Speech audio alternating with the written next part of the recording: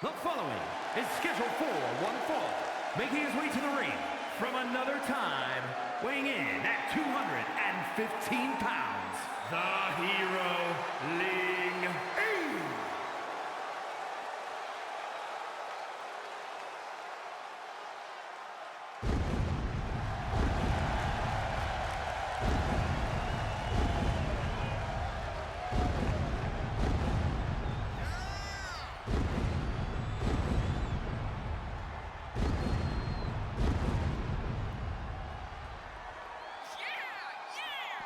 Oh, well.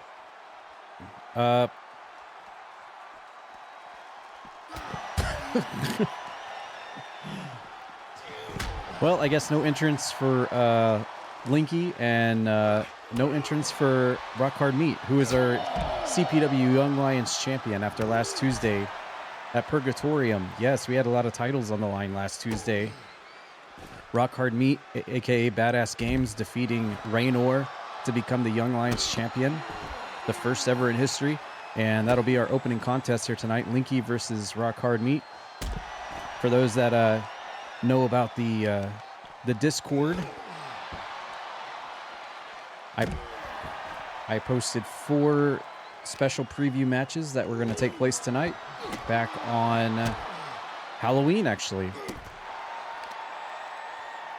So we're going to have 4 matches that were revealed back on Halloween. This is one of them to start us off tonight, posted in the CPW on the Discord.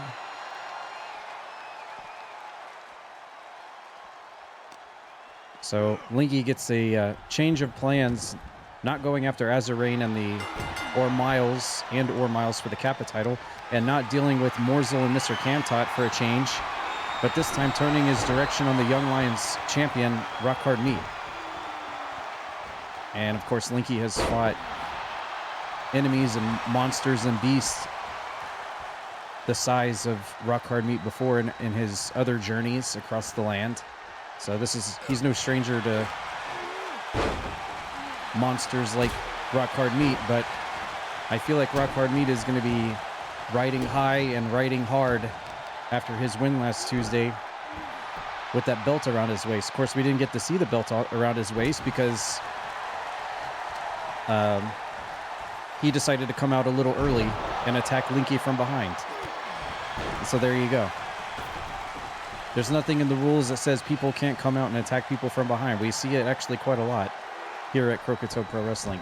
Sometimes they just feel like it's an advantage, and sometimes it is. Linky, nice springboard dropkick. He shot clear across the ring there and connected on Rock Hard Meat, but Rock Hard Meat, who has the size strength advantage, is just gonna throw Linky onto the mat. And we got a little ground wrestling going here now. Front face lock into a cross face.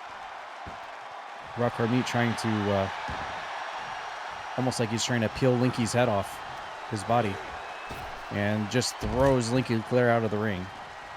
This is a standard rules match. Standard rules apply. There is a 10 count and a nice bulldog from Linky on the outside.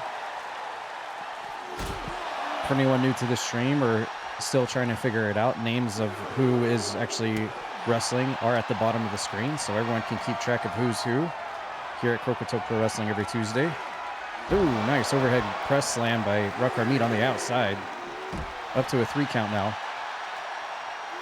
I mean, if Linky can get a win here against Rock Hard Meat, especially after he and Chain beat Morsel and Mr. Cantot last Tuesday, he'd be riding high on a 2-win streak and actually have defeated the Young Lions champion non-title. That would almost give him a claim to being next in line for the Young Lions title shot against Rock Hard Meat if he can beat him here tonight. Nice springboard crossbody by Linky. Goes straight into the pin here, 2, but Rock Hard Meat kicks out. I mean, it's not every day that someone can beat the champion without the title on the line, and when they do, they usually say, hey, just beat the champion. Next time the title should be on the line. So we'll see what happens if Linky can actually pull it off here tonight in our opening match. Tries to go for the splash again, but Rock Hard Meat rolls out of the ring. This is the first match. Welcome in Mr. Cantot and Mama Buttons. Linky off the ropes, but he collides with the referee, and a big strong lariat from Rock Hard Meat takes Linky clear down to the mat. We got the tie up here, and almost like an elevated flatliner there by Rock Hard Meat, driving Linky face first into the mat. And now he's going to tuck him in. Was this a power bomb? But no, Linky's going to counter. Up at the top, some stiff punches. And Linky going for the... Ooh! Nice little inverted rupee roll followed into the stomp. He's got Rock Hard Meat stunned. Is this going to be enough to put away the big champion? Oh my god, he almost did it. Linky going one-on-one here against Badass Games. The new Young Lions CPW champion after last Tuesday. And Linky's going to back up to the corner and go for his finishing maneuver. Here comes Rupee Roll. Here he goes. Is it? No! Badass. Oh! Badass Games caught him with the franchiser, actually. Little shout out to Shane Douglas there. Rock Hard Meat had that finisher scouted and ready. Let's see if he can capitalize. Here he goes with a nice German suplex out of the corner. The big, rough, tough, rock hard one pounding away on Linky. This double leg takedown, just slamming him around. Showing some amateur wrestling there from Rock Hard Meat. Just tossing Linky around like a rag doll here. The size advantage is obviously apparent here. And the strength advantage. Linky trying to go for something there. Hits a toe kick. And try to follow it up. Sends up another ref collision. This referee is not having a good time so far tonight. All right. Rock Hard Meat's got him up. And the referee is in the... What is wrong with this referee? Okay. Wow. And the referee not only was in the way, but he saved Linky's life by not going for the count, because that could have been a 3, potentially. And a nice famouser from Linky onto Rock Hard Meat. Now he's going to quickly go for the cover here. Is the referee going to... No. Badass Games kicks out before the 3 count. This referee is already having a rough time so far tonight, and this is just the first match. He's just getting in the way. He's colliding with the competitors. He's not counting the pins properly. I don't know what this referee's problem is tonight. Oop, Rock Hard Meat coming back onto Linky here. Oh, missing. Here's a tie-up. Linky sends him into the ropes. Nice flapjack there from Linky. Pulls him up to his feet. Tie-up. Sends Badass Games in the ropes. Oh, a big kick to the face of Rock Hard Meat, and he has been busted open. There is blood coming down his forehead. I don't know what Linky's doing. He's going around in circles, measuring his opponent tonight. And the bleeding Young Lions champion is staggering up to his feet. Here comes Rupee Roll, and he got him. He actually got him that time. That's the finisher of Linky. Is it enough to put away the gigantic one, though? 2. No. Rock Hard Meat is able to power out. I can't believe it. I guess he saved it after all. Linky trying to get the fans behind him tonight. Is he going to dive out of the... Oh, here he goes. Nope. Whoa! He tried to go for the turtle shell splash there on the outside and landed right on top of that Hyrulean shield. Badass Games able to just step out of the way in the nick of time. Uh-oh. He's got the full Nelson on him on the outside. Oh, no. Look at this. Oh, I think Linky is... I think I hear him tapping out, but it's not going to count on the outside of the ring. Thank goodness for that. Linky's got a reprieve here. If he would have done that inside the ring, I think it would have been over right then and there. We're up to a 5 count now on the outside. Non-title match between the Young Lions champion, Badass Games, versus against Linky here. Nice neck breaker. Up to a 7. Either Linky's going to wait out the time. We're up to an 8. Matt's got to get in the ring. Here he goes. All right, we were up to a 9 count. That was really close. Nice reverse Irish whip and a nice back elbow from Rock Hard Meat. Now he's got a finisher locked and ready on Linky here. Linky's got to watch out. Oh, no. Could we be seeing the jackhammer here from Rock Hard Meat? Oh, no. Linky's got to get it. Oh, the jackhammer by Rock Hard Meat. Is that it? By the Young Lions. No! Somehow Linky's able to get out. These two have been taking each other's finishers, and the match is still going. What a great match so far. 4 stars. Say the ratings guys in the back. And nice Oklahoma slam there from Rock Hard Meat on the outside. Oh!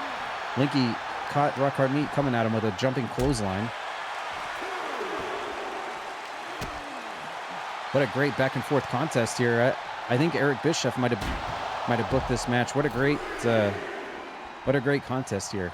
This is a great pairing between these two in this singles match. Rock Hard Meat laid out on the outside. Linky reset the count there. It's almost as if, and he reset the count again. Oh, double feet to the face. It's almost like Linky wants to win this legitimately inside the ring and not by count out. Rock Hard Meat slow to get back into the ring. You can see the blood coming down his face, down his forehead. He's been busted open. And some stiff elbow shots to Linky. Just some hard punches, Uh-oh. And Badass Games is going to go swan diving off the top here, right off St. Francis fully. Oh, my God. That's a big old meaty splash right there on Linky. Oh, but Linky caught him by surprise with the quickie roll-up. Is he going to sneakily get the win? Oh, my God, he did it. Badass Games was not ready for it. Linky was too fast, caught him in the quickie, super quickie roll-up and rolled him up and got the quickie win. Oh, my God, out of nowhere.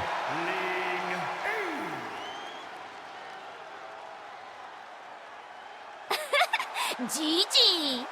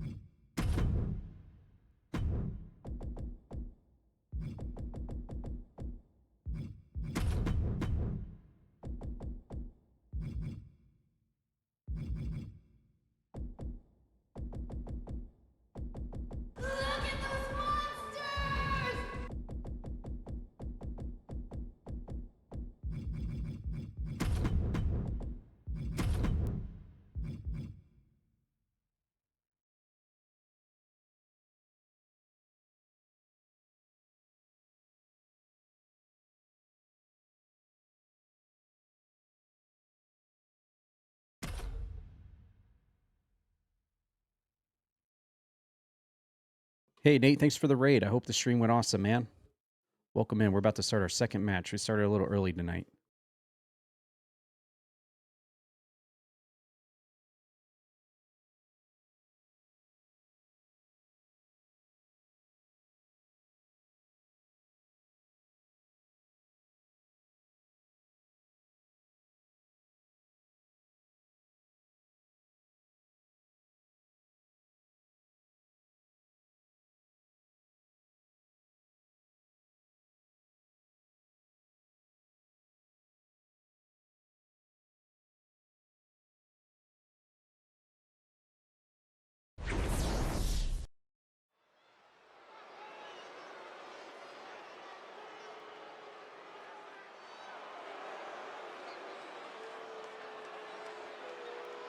The following contest is a tag team match set for one fall. Introducing first, from Cardiff, Wales, weighing in at 349 pounds, Welsh, the Monster.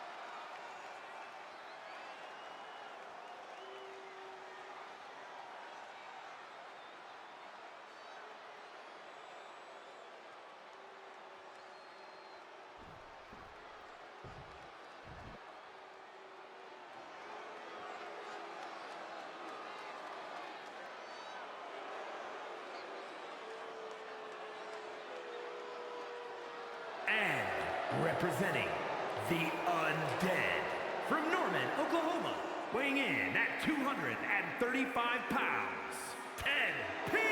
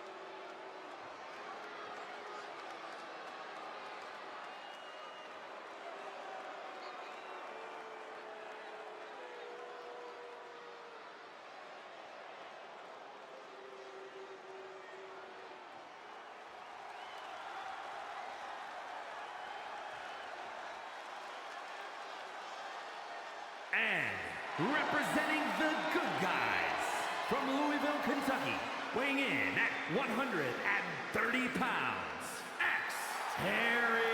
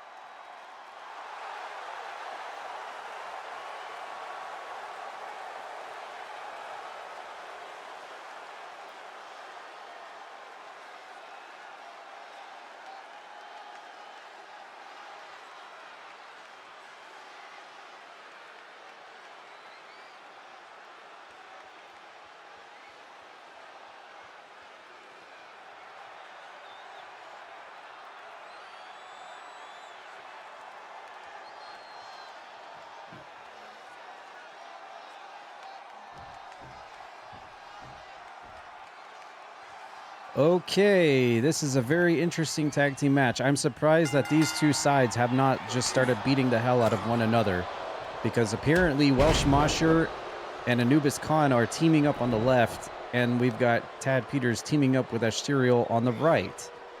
How far is this going to go? And to be honest, with all of the weird stuff, wow, Welsh Mosher has already been busted open. Thanks. All right, are we okay? Ashterial is complying so far. We just had a tag between Tad and Ash. I guess you can call it Tad-terial, the new team. Tad-sterial, Tad-sterial. But we just had a tag there, legitimate, and I'm actually shocked that that actually happened. Maybe there's more to this story than what we're seeing visibly by the naked eye right here in this match. It is the dead zone. You never know what's going on with... Oh. Okay, well that was quite unceremonious there, that kind of tag. Ashterial just slapped Tad on the back and tagged him back in. So maybe it's not all tulips and sunshine after all.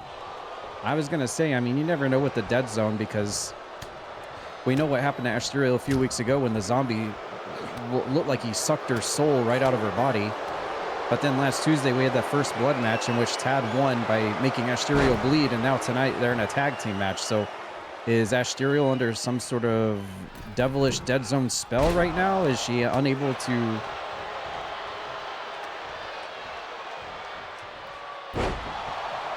Is she unable to resist the powers of the... There's no tag. All right, Welsh Mosher tags in Anubis Khan for the first time. Maybe she's under some kind of weird spell. Maybe she got infected by the zombie a few weeks back. I don't know. Maybe she's in some kind of trance. I feel like if she had full capabilities of her own well-being, she would have never agreed to be in this match to begin with. But then again, maybe she did. Maybe she did agree to go get into this match just to troll Tad. And maybe she's, you know, faking it, acting like it. You never know. It's Croakitoad Pro Wrestling. Anything could happen. I guess we'll find out with the result of this matchup. Tad Peters gets dropped on the hard ring apron there by Anubis Khan, and Ashterial gets pancaked on the outside now. And that's only 50% of the story going on in this match. We got the other side of the ring. Welsh, Mosher, and Anubis Khan have been at each other's throats since week 1 of Croakitoad Pro Wrestling. Remember then when Anubis Khan got thrown off the backstage guardrail and landed right in the middle of that spotlight. I'm surprised he's still able to actually wrestle, much less walk around. But they had a match last Tuesday at Purgatorium as well. And now they're on a team. Is this some kind of new alliance, tough love alliance here between the two meaty boys slapping meats? Or is there still a little bit more to this story between them two? Wow, the size and power difference is just incredible here. Uh-oh, Welsh Mosher. He tried to completely haymaker Tad's head off, but he missed. Hit him from behind. Reverse atomic drop by Welsh Mosher. Going for the cover now. Where's Ash? Ash actually makes the save for her partner. Okay, interesting. Again, this could be split paths decision making here. Maybe she wants the match to rage on more so that Tad takes more damage from these two big boys. Or maybe she actually is under some kind of dead zone spell that is preventing her from resisting and forcing her to help Tad in the dead zone here. I don't know. The story has been kind of quiet when it comes to what's going on there. Hopefully we'll get some answers.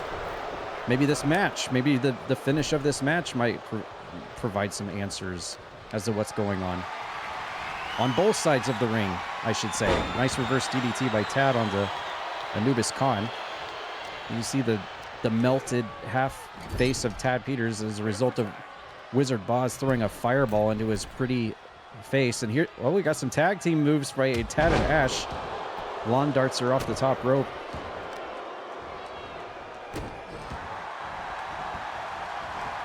And now Ashterial gonna, here comes Welsh Mosher. Looked like he was gonna try to interfere. Nice top rope, big splash there by Ash. And Welsh Mosher's then immediately make the save.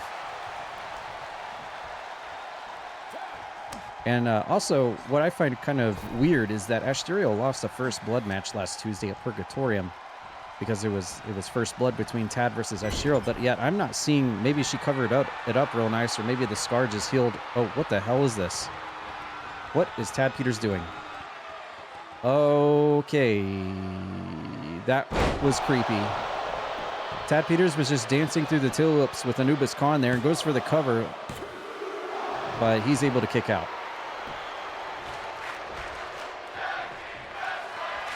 He was literally taking Anubis Khan through a dance through the tulips there, but it wasn't enough to take the big boy down. Resorting to some power games here, and Anubis Khan's going to win out on that one every time. Tad quick to roll out of the ring. And going to send him into the corner over by Ashterial. And nope, Anubis Khan reverses with the forearm shiver there. Front face lock. Tad's fighting out. Again, what I was saying is I'm not seeing any like scar or bleeding damage or stitches or bandages on Ashterial's face after getting bled last Tuesday in that match. Is this some kind of hint as to maybe the dead zone powers have made her heal very quickly, regenerate her wound from last Tuesday? She almost got a 3 there, by the way. Because I'm not seeing any like scar or bandage or anything. She looks perfectly normal. I wonder. Well, it looked like Ash was ready for a finisher move there, but Anubis Khan was ready for her. Oh my God! Just completely waylays her off her feet. He's going for the cover. Is Tad going to make the save? All right, doesn't need to. Ash powers out. Jesus, completely knocked her out of the state of Kentucky on that one. I think she's over in Illinois right now. Here comes Welsh Mosher now. Just when you thought Anubis Khan was the big boy, Here comes the bigger boy, the Welsh Mosher, and he's getting manhandled right now. Look at the size difference. It's crazy how this is actually a legal match here in Croakitoad Pro Wrestling. All right, there's a tag. And here comes Tad, who isn't much better when it comes to the size and stature department. It's not like Tad's a very large individual. And a nice stiff DDT on the Croakitoad logo.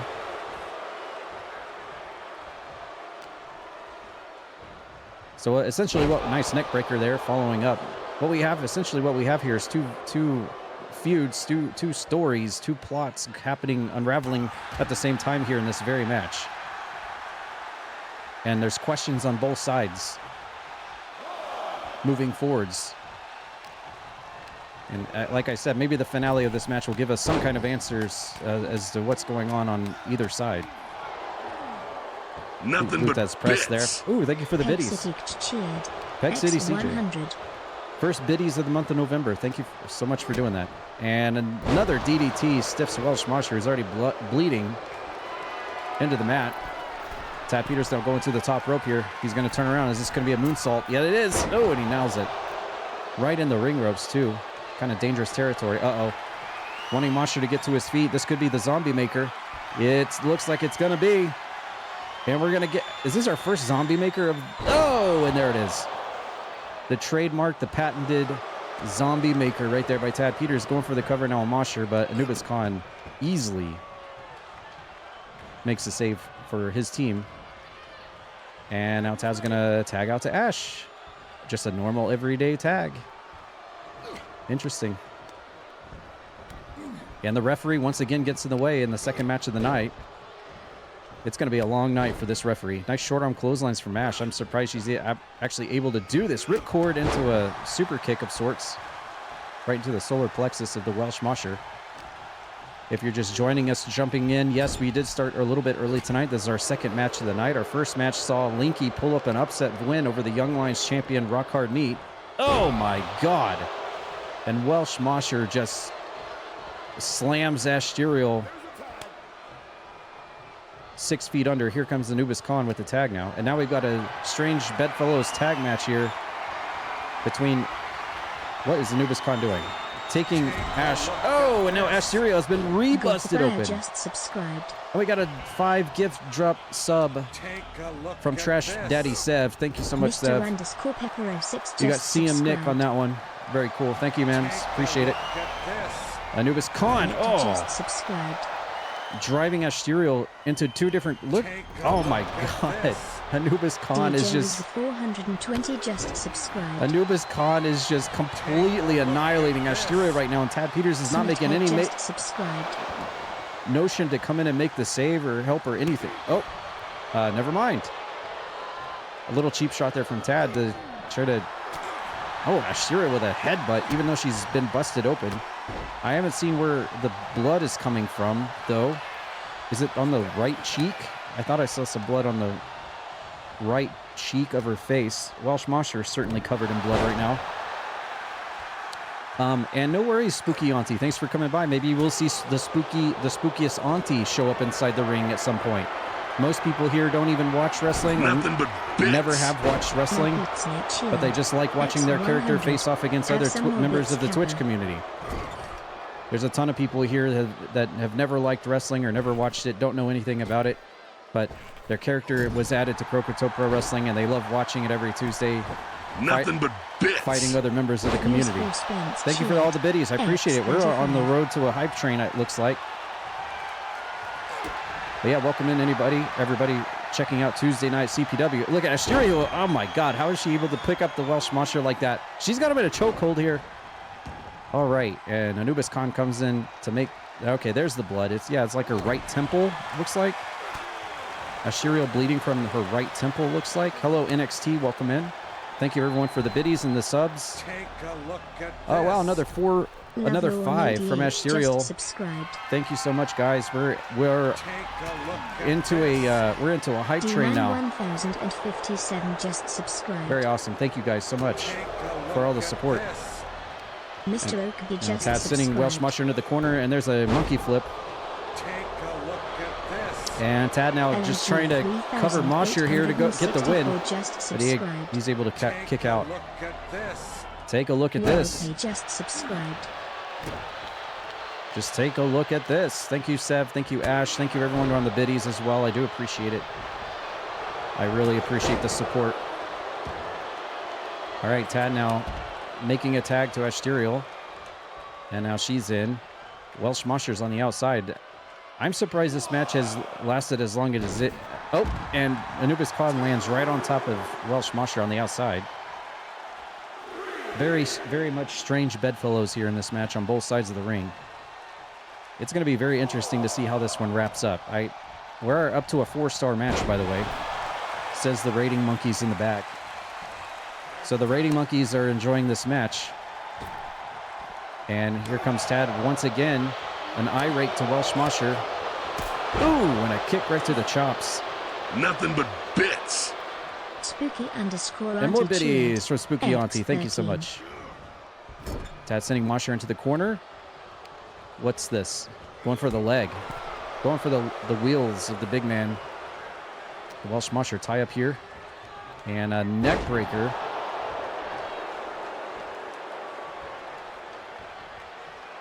Here he goes. He's got Mosher up on the shoulders. Is this another zombie maker? Yes, it is. We haven't seen a zombie maker all season so far, and we've seen 2 of them in this match. Anubis needs to get in there and make the save for his partner here, or this could be over. Oh my God. Okay, so Welsh Mosher does not get the help from Anubis. I wonder why. Scratch my chin. And Tad and Ashterial, of all people, just won a tag team match. What is going on? What? What? Gigi. What? If anyone was ever going to team up to win a tag match, I would have never in a million years said Tad and Ashterial. What the hell is going on?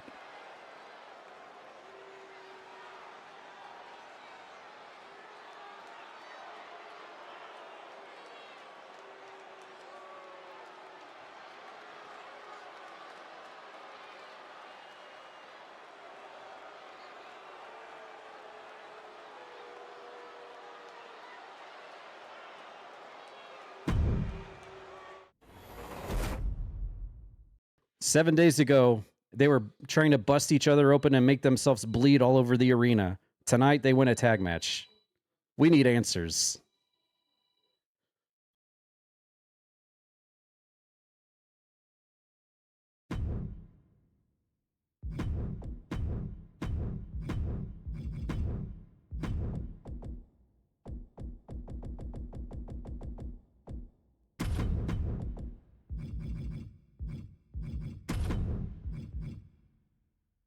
Nothing but bits.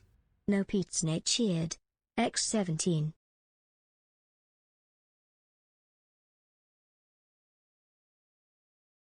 Yeah, it's like the intro to Ghost Adventures. We need answers. Some people believe in ghosts, some people don't. We want answers. Why is Tad and Ashterial a tag team at Waverly Hills?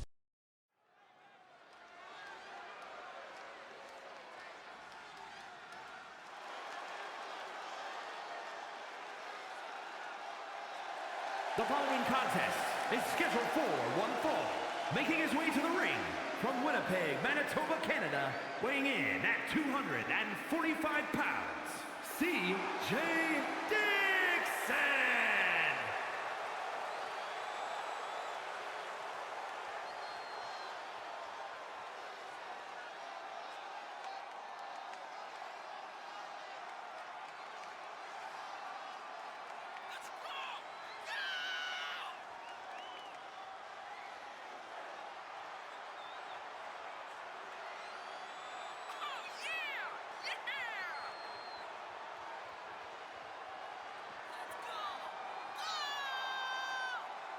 Also point out, back on Halloween night, I unveiled 4 matches early. We've already had one of them, but our main event tonight is going to be the first ever casket match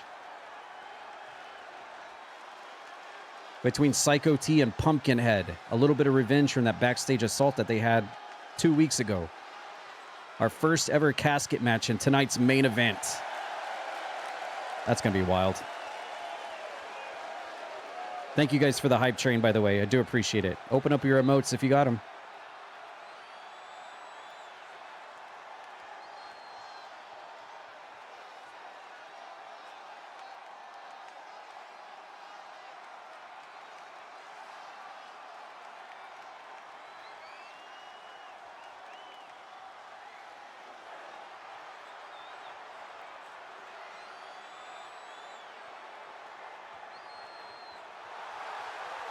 And his opponent from Denver, Colorado, weighing in at 291 pounds, Big D.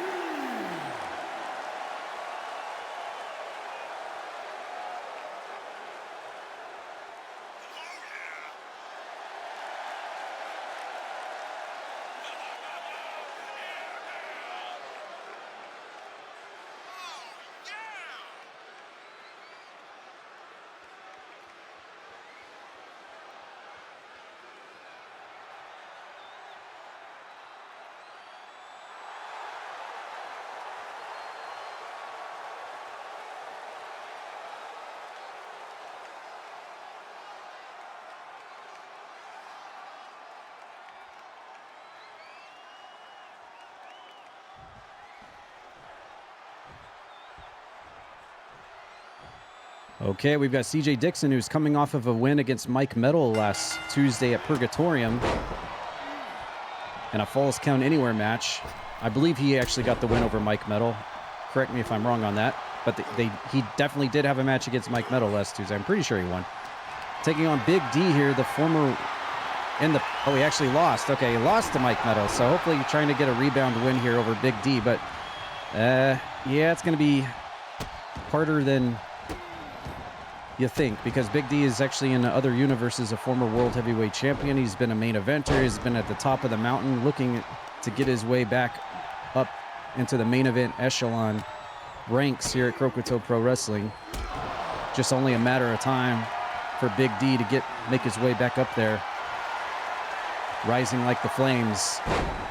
And if he can get a win here over CJ Dixon, that'll definitely help his claim moving up the ranks to the main event stature of the organization. And of course, CJ Dixon definitely needs a win after his loss.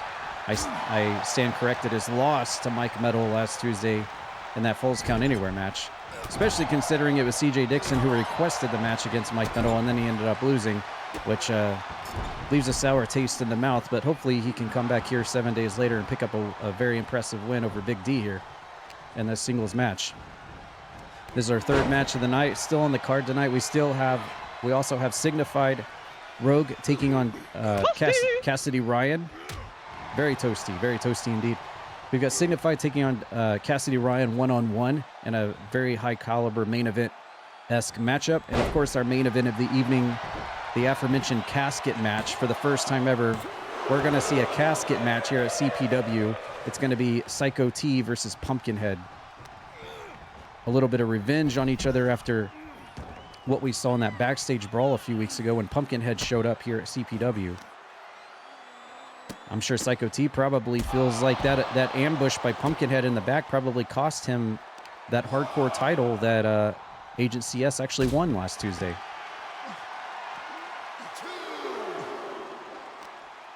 Welcome in anyone just filing in. We started a little bit early tonight. This is our third match in. Hope everyone's having a good one.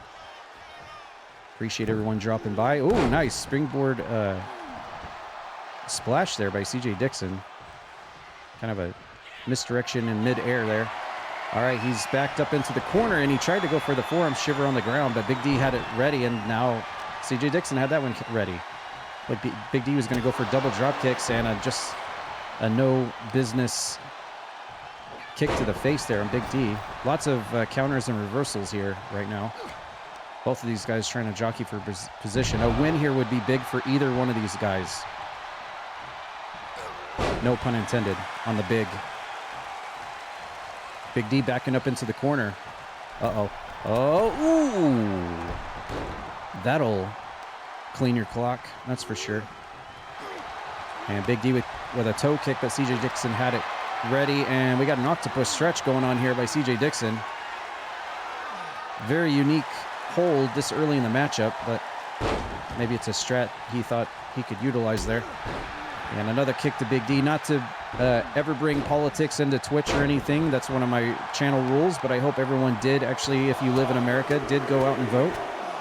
I don't want to bring that up in chat or anything, or who you voted for or why or anything like that, but just the simple fact that hopefully everyone here who lives in the U.S. actually went out and voted, because that is your American right. Hopefully everyone took advantage of that, and may the best candidate win. I'll leave it at that. CJ Dixon completely busted open here on the right side of his forehead. Blood going all the way down his face. That blood going into his eye.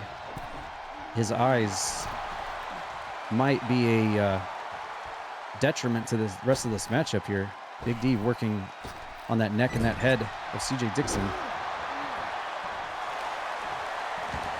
Big D rolling him over and going to hook the leg up. Is that going to be enough? No, Big D thought he had him there, and so did I, actually. But CJ Dixon with a second rush of air, getting his second breath here after half of his face covered in a crimson mask. Oh, my God. Huge lariat from Big D, utilizing the power. Uh-oh. No, CJ Dixon hangs in there. And now Big D's got a finisher locked in. Oh, this is bad. This is bad news for Peg City. What's he going to go for here? Oh, is he going to go for the torture rack? Oh, no. He's going to try to bend and contort his body until he just can't take the pain. CJ Dixon unable to fight through the pain of being turned into a pretzel live on Twitch. Big D picks up the win with the torture rack.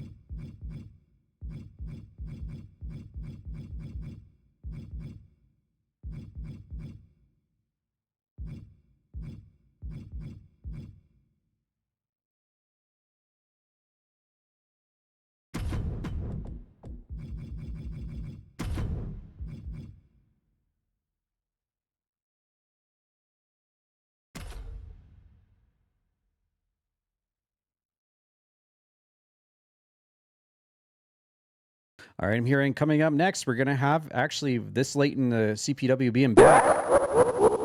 This late into CPW being back. I think this is our 6th week back here now live. Appreciate everyone being here every Tuesday night and every other night. But we have a debut coming up right here.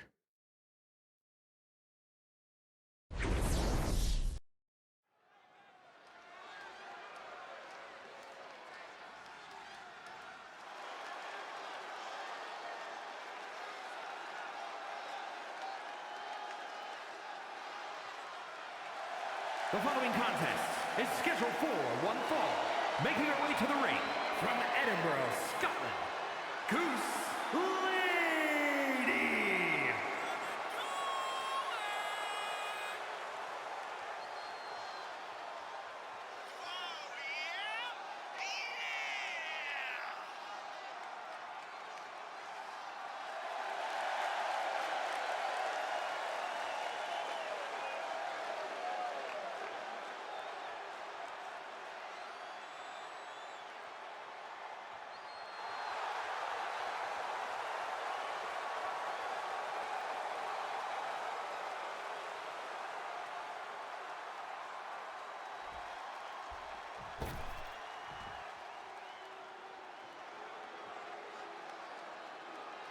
And from Atlanta, Georgia, Sky.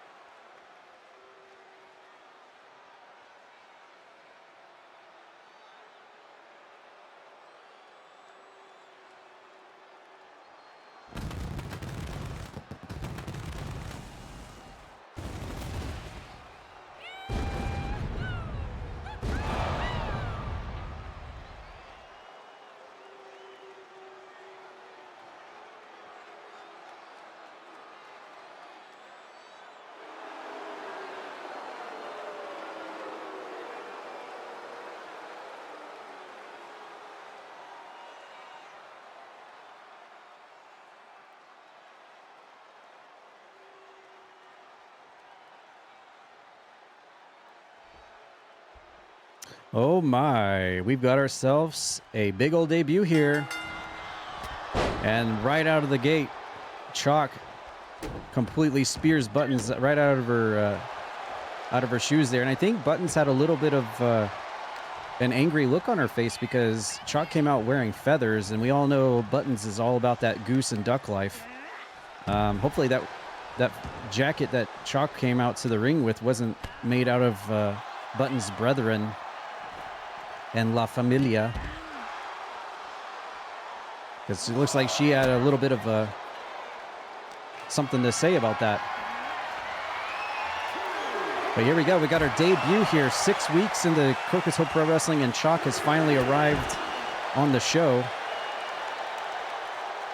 And she is here. She's got the Halo of the Sun insignia on the back. Oh, wow. That was a slapperoonie.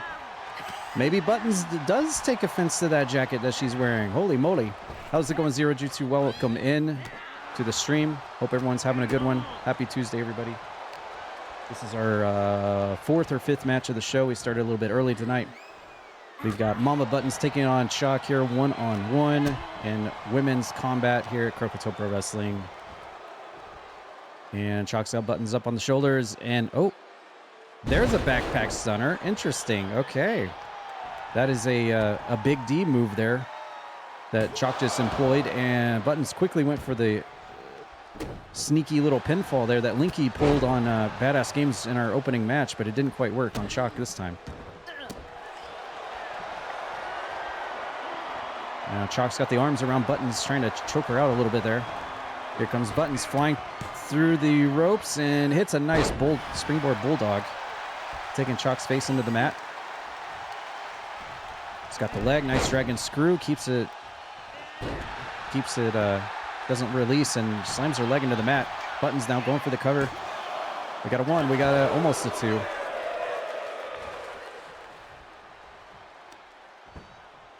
Ooh, kick right to the middle of the back.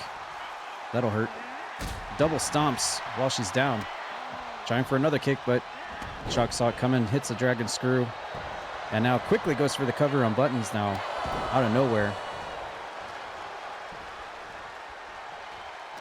Here comes Chalk now sending Buttons into the corner and goes for, what is this? Oh my goodness gracious. She went beak first into that middle turnbuckle pad. That will break a nose for sure. Chalk now's got a finisher ready on Buttons. She's unaware of what's about to... Oh, no, she is aware. Look at this. Oh, nice. She had it... I don't know how she did it, but she had it scouted. Hits another dragon screw. She's going to go for that leg again. And Buttons trying to jockey for position here. She was able to reverse that finisher that Chalk was going to throw at her. And then she hit a variation of the stunner there. Now working on the hand, the right hand of Chalk getting stomped on. And nothing fancy about this, just a simple choke. Now Buttons has got something ready, locked and ready here for Chalk here. Uh-oh. Oh, is this going to be the wing clipper? Oh, no, she's got her in the finisher. Like, she's got her arms peeled back like she has wings, which is funny enough. And was looking for a submission move, but Chalk was not going to give up. Now Buttons is going to go to the top while Chalk is down, and a big splash, but nobody's home. Chalk was waiting for her and trolled her into a sense of security there off the top rope. Here she comes off the ropes and a back elbow. Oop.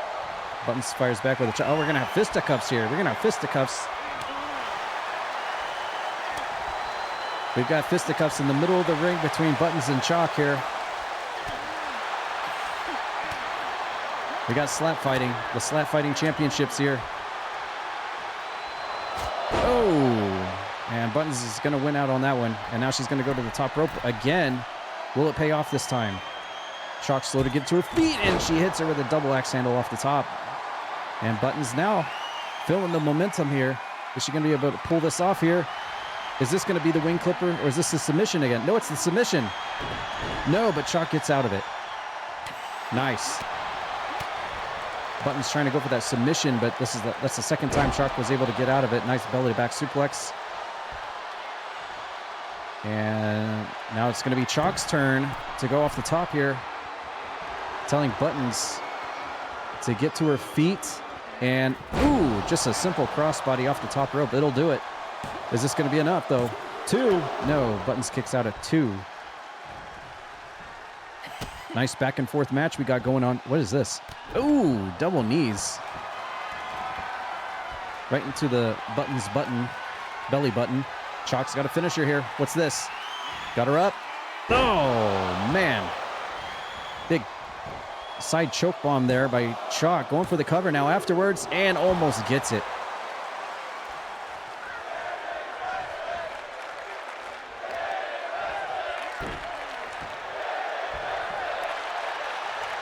Both of these competitors throwing everything they have at each other. Oh, man, what a wicked combo there. Buttons forced to roll out of the ring. And Buttons sending Chalk right back inside. And a crossbody from Buttons this time, taking Chalk off her feet. And follows up with a neck breaker. In the middle, covers the leg right on that CPW logo. Is that going to be enough? No, Chalk kicks out.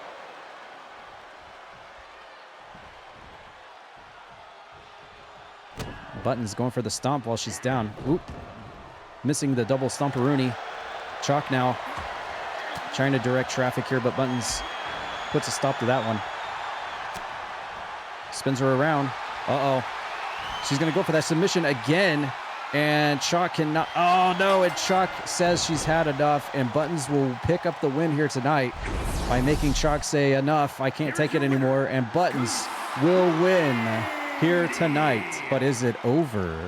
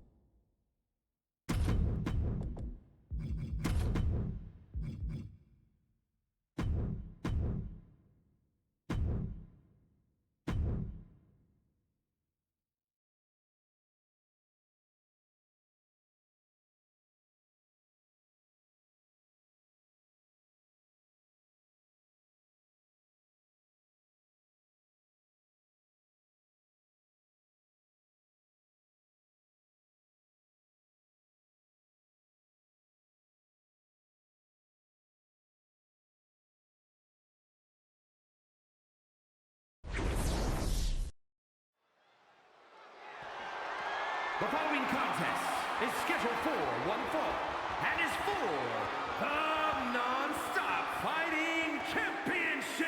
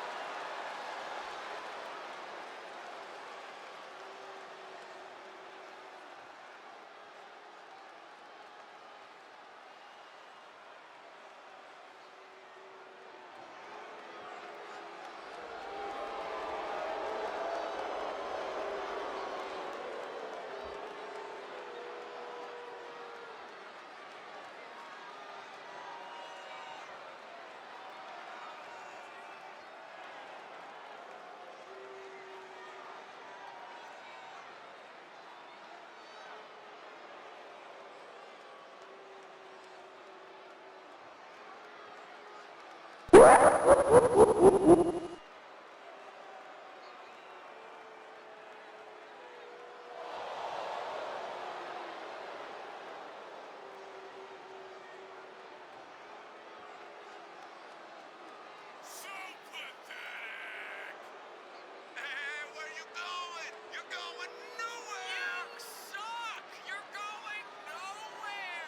going nowhere.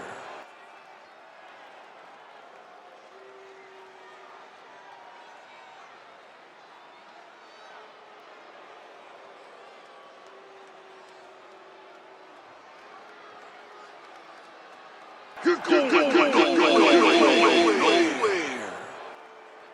Oh, yeah. I got you for 3 minutes. 3 minutes of heat time.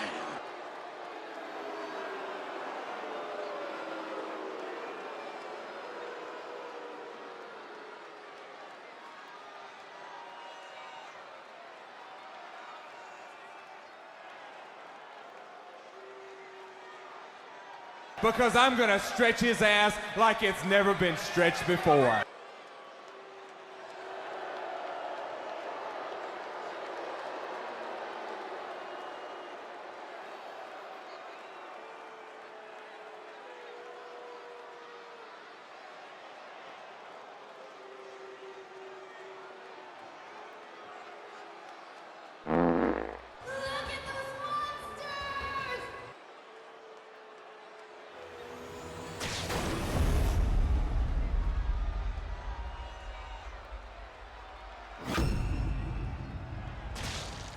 Introducing the challenger from Birmingham, England, weighing in at 248 pounds, Feats!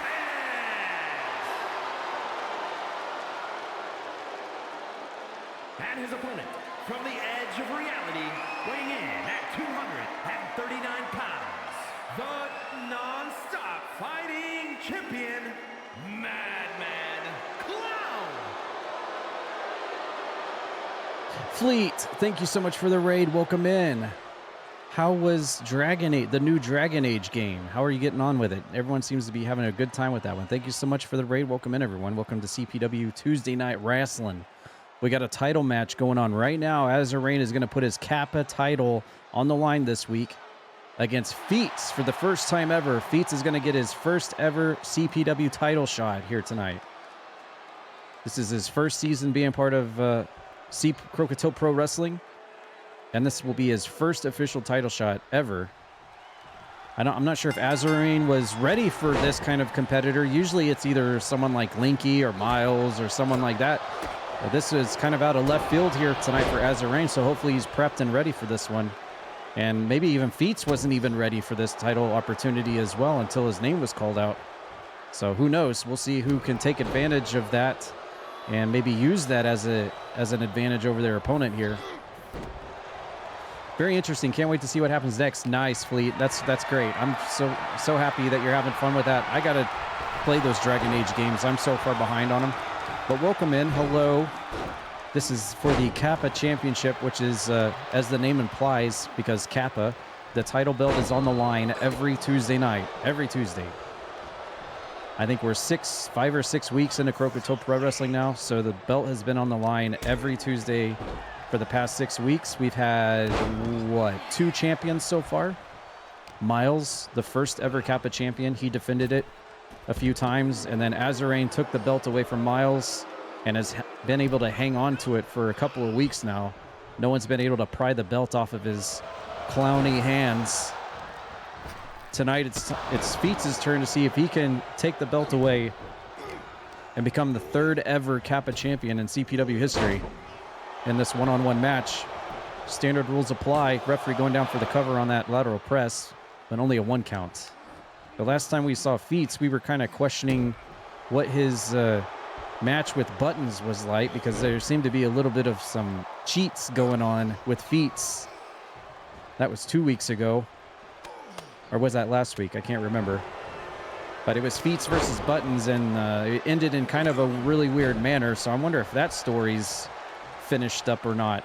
There might be more to that, especially with Buttons picking up a win over the debuting Chalk in our last match. I bet she's riding pretty high right now.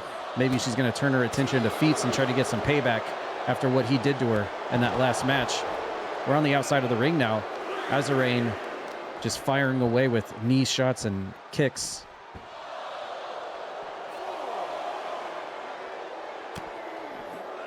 And we got a reverse. Thought he was going to go for a reverse DDT there, but just slams him right down on the outside. What's our count up to? Oh, we're already up to a 6. I love how Feats just like slid across the pads on the outside. 7, up to a 7 now. AzurRayne going to try to win this by count out, no doubt in my mind. He's just going to stay in there and try to troll the win.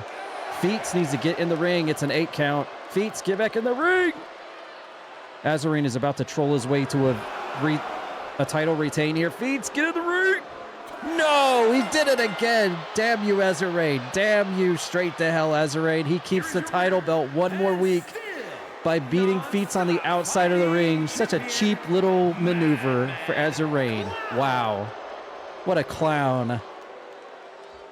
I guess That's what we want. Feats got a little bit of payback after what he did to Buttons. How funny is that? That's the same thing Feats did to Buttons.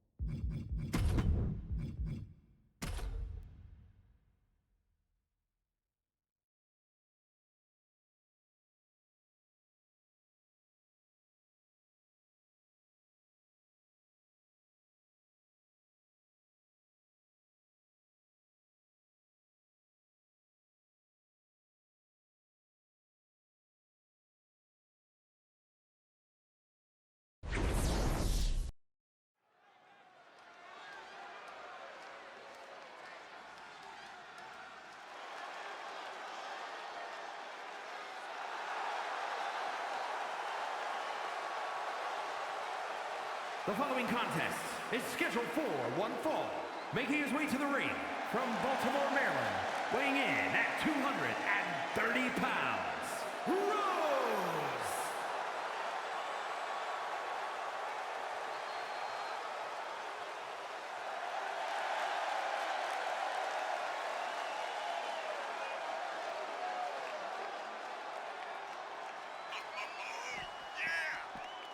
Oh, wait a minute. Wait a minute. Look behind you, Dustin. But he's trying to steal the spotlight. Look at this. Typical trash bag Sev coming out and posing while Dustin's making his entry and his music is playing. He died first.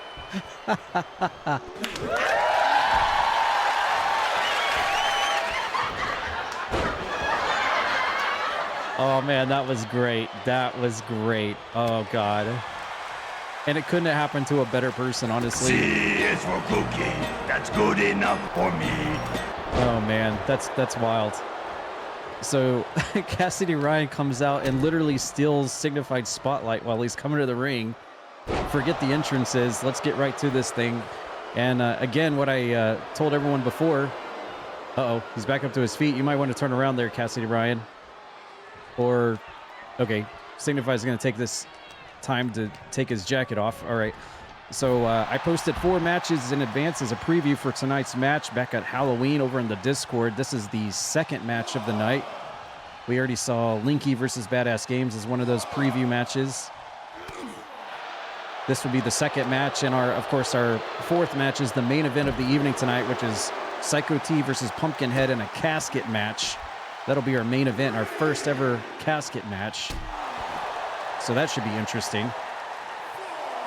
Both of these guys were involved in that 6-man CPW World Heavyweight Title main event last Tuesday on pay-per-view or pay-per-Twitch. Twitch per view. That Grim won. Grim, our new and first ever World Heavyweight Champion. It's the age of the turtle right now here at Croakitoad Pro Wrestling. He is our world champion after last Tuesday. But both of these individuals were involved in that match. And now we've got a little bit of a follow-up match here. Singles match between these two. Nice. Back and forth across the ring, running the ropes there. German suplex by AzurRayne. Goes for the bridge on Signified, but he's able to kick out. Very high-profile, main event caliber matchup we got here. A win is very precious for these guys up in the upper echelon ranks of CPW, that's for sure. Nice move there. Look at that. Ooh, nice. Icy moves on to a reverse DDT, shades of AJ Styles. And Signified's going to go for the super quick roll-up here. That's how Linky won in that first match tonight against Badass Games, out of nowhere. Now AzurRayne trying to keep the momentum on his side here. Is this going to be Burning Hammer? Oh my God. That definitely was a Burning Hammer. Spikes his head right into the mat. Now AzurRayne backing up into the corner. Is he going to go for a curb stomp now? This could... no, he just kicks him in the kidneys, I guess. I don't know. He thought that was going to work. I guess it will. I don't know. And just the onslaught continues here by AzurRayne. He's got, a nice Texas pile driver on the Signified, who needs to get something going here. He has been, ever since AzurRayne came out here and trolled him from behind during his entrance, he's not been able to really get any momentum here in this match. And we got slap fighting in the middle of the ring again between Trashbag Sev and Signified, and Signified's going to win out on this one. Lots of blows and a clothesline. I think Signified... he might be in big trouble here. If AzurRayne is able to... Oh, finally. Okay, Signified is able to counter the finisher, and that's thank goodness for him. And now he's firing back here.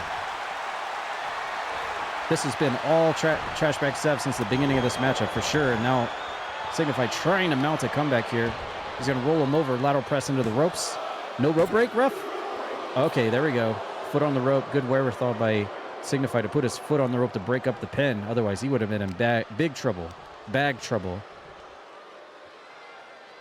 Now AzurRayne pulling him away from the ring ropes. Trying to go for a stomp. Here comes Signified with a forearm shot and another one. And he's going to back into the... Across the ring. Hits a splash and a bulldog. Signified finally mounting a comeback here. Here he goes, up and nice. AzurRayne kicks right back up to his feet, and Signified's ready for him. Ooh! Big knee right to the face. That'll take a person down to the mat. That's for sure. Signified with the tie up here. He's got him up, and another knee to the face. Goodness gracious. And another knee to the face. What the heck? I think Signified has taken exception to everything AzurRayne has done here tonight since his entrance. He's just wanting to inflict as much possible pain as possible. Maximum pain, you could say. Backslide driver by Signified. That's a finishing maneuver on AzurRayne. Did all of AzurRayne's trolls backfire? No, he's still alive in it. The match will continue. And he's going to send him into the rope, into the corner. Kicks him down. And foot to the throat here. Trying to choke him out. Signified going out of the ring for a second. Was he going for a weapon, perhaps? And then he realized, top rope time. No! Tried for the guillotine leg drop, but nobody was there. AzurRayne quick to pick up the pieces and hits another burning hammer. Drives Signified skull first into the mat, and now goes for a finisher, as if that wasn't enough. Signified needs to be ready for this one. He needs to counter this. I don't think he's going to. Ouch! Yep, big ouch. Here comes the one-wing angel, and he's got him tuckered in. Is that going to be it? No! Somehow, I don't know how he did that. That probably should have been it. Cassie Ryan somehow is astonished that this match is still going. I think Signified is showing a lot of heart and soul here in this match. Just the simple fact this match is still going. Ooh, nice. Ooh, was that a cutter from a neck breaker position there? Rotating cutter there. And now Signified's ready for another backslide driver. And there it is. He's going to stuff him up for the pin here. Is this going to be Signified's big comeback? No. Kicks out of 2. Big joke. Big jokes. Yep. Signified now going up top here. He's going to go for high risk. Is it going to pay off? Or is it going to backfire? Do I have your attention now? He's about to get somebody's attention. Here he goes. No, he actually hit it. What was that, like a spear off the top rope?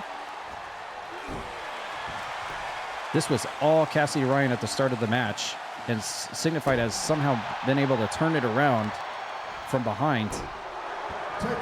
Take a look at this. All you fans in the front row there, look at this. Back and forth match we got going here. I'm surprised this is still going. Uh-oh, this might be it. Crossface. Oh, thank God for the rope break. Nice springboard SIE moonsault on Signified was down, and he wisely rolls out of the ring. Uh-oh, Cassie Ryan going to follow suit. Here he goes off the top rope. Oh, a big macho man elbow drop to the outside of the ring. Cassie Ryan not letting Signified rest or take a breather for 1 second. He's on him like rice. What a match this has been, though. Look at the rating. The ratings monkeys in the back have dubbed this a 4.5. One hell of a match we got going on here. This is already the best match of the night in terms of ratings. Reverse Irish whip back into the ring. And, ooh.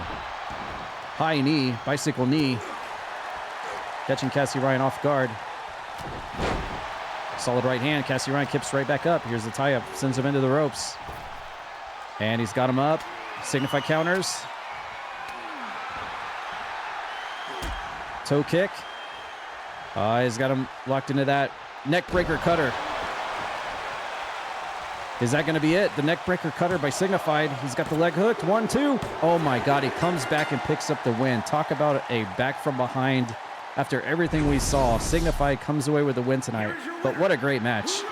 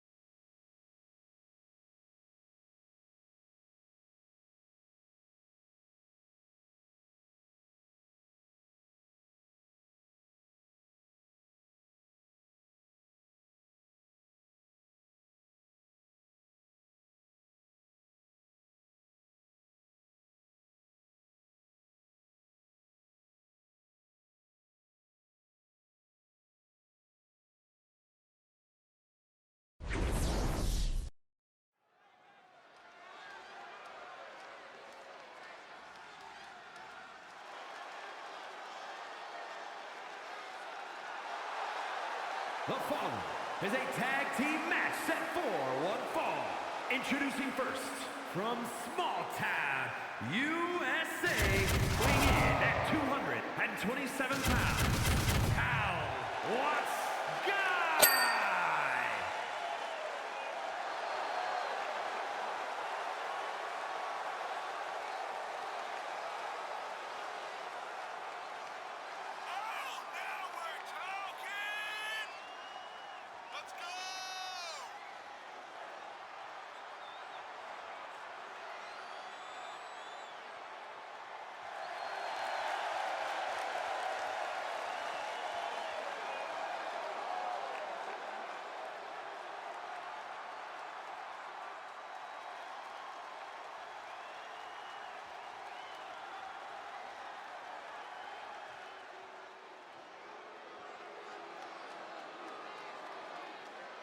And his partner from the Garden of Eden, weighing in at 200 pounds, Whiskers!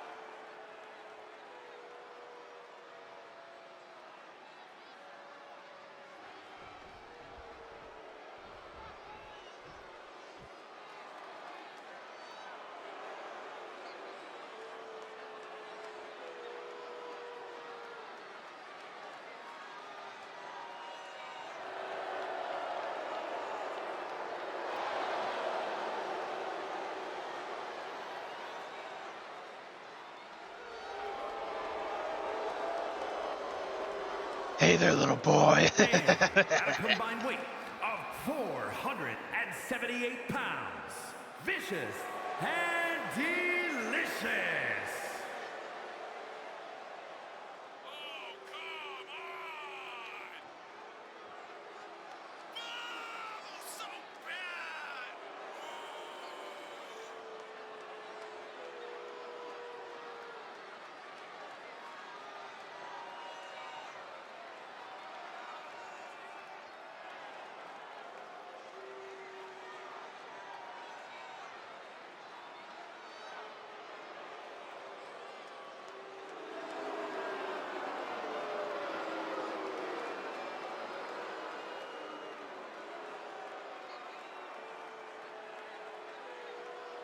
Did you really just dump all of those points right into the bin?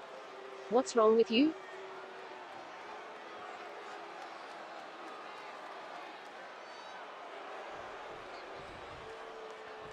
You're going to make me eat a Bean Boozled? Oh At my. this time, what the heck is wrong with you? So we have ourselves a tag match here.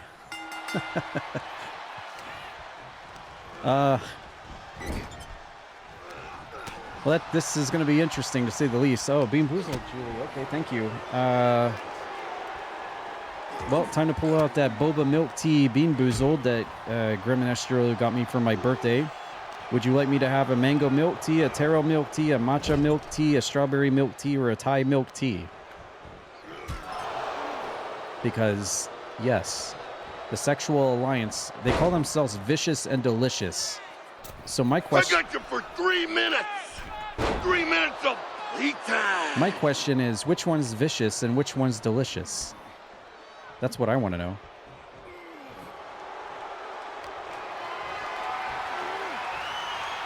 And I also want to know if Power Wash Guy and Whiskers is going to be a regular tag team.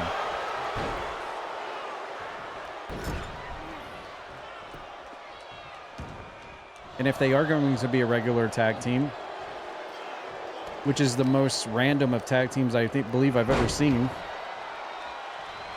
then what would their name be?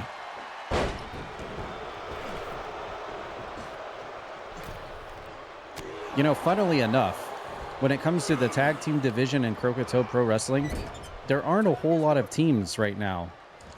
So, the funniest story about this entire situation we're seeing before our very eyes right now is the fact that if we were to reward a tag team title belts, which they are currently vacant right now, the top team going for those belts would probably be Mr. Cantot and Morsel at this rate.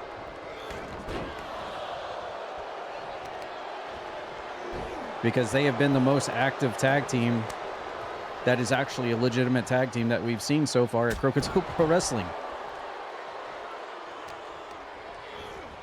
All right, we've got the sexual BDSM horse taking on the Easter Bunny here at Croakitoad Pro Wrestling.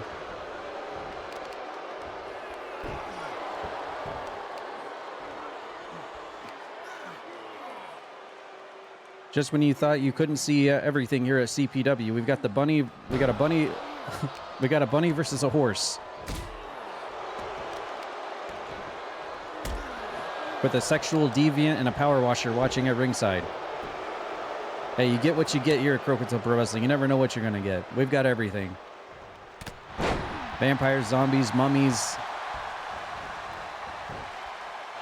We got the whole 9 yards. Some of them just haven't showed up yet. Power wash guy tagged back in. Here comes Morsel with a forearm shiver. And Morsel coming back with a nice DDT. Spikes Power wash guy's head in the mat.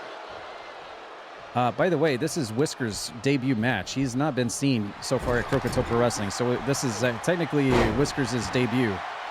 We've seen Power Wash Guy one other time. He was involved in that tag match with Mosher and Anubis and Sumo. So this is actually Power Wash Guy's second match, but this is the first time we've seen Whiskers so far. And traditionally, he's a very trolly rabbit. He's a very trolly, wascally wabbit. Don't let the nice, cozy appearance fool you. He's actually quite the troll.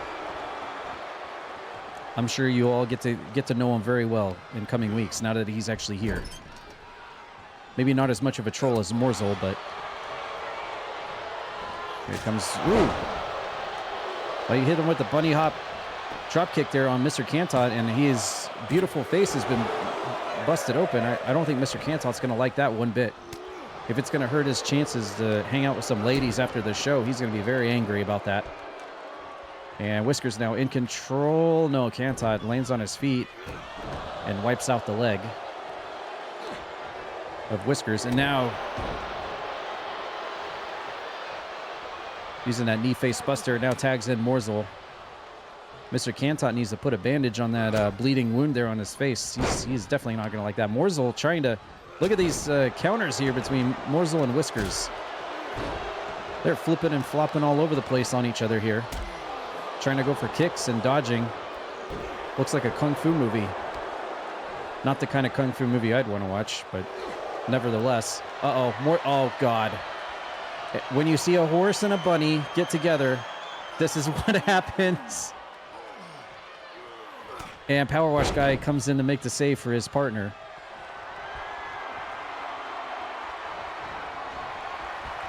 Morsel going for what he calls the... never mind. I'm not going to repeat what he calls that move live on the air. You can use your imagination. It is a submission move, though. And now Whiskers firing away at Morsel. Tucks his head. And ooh, that was a brainbuster by Whiskers.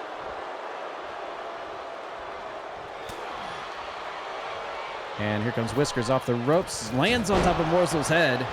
Hits him with the inverted Frankensteiner. That's a good tag, says the ref. Power Wash Guy in. And double miss on that one. Rear waist lock by Power Wash Guy. Sends Morsel into the corner. And hey, look, a splash. Get it? A splash from Power Wash Guy. Ha ha ha. But Cantot breaks up the pin to make the save. And now Power Wash Guy's ready for a finisher. What's he going for here? No, Morsel had it countered and was ready. Power Wash Guy was trying to roll out of the ring, but Morsel wouldn't let him. Sends him into his corner. Ooh! Nice counter there from Power Wash Guy. He's got him up on the shoulders now. Sends him to the corner. Horse head first onto the top pad. Power Wash Guy trying to figure out what he wants to do here. He's a little confused. He's looking for that last little dirt spot to clean, and he can't find it.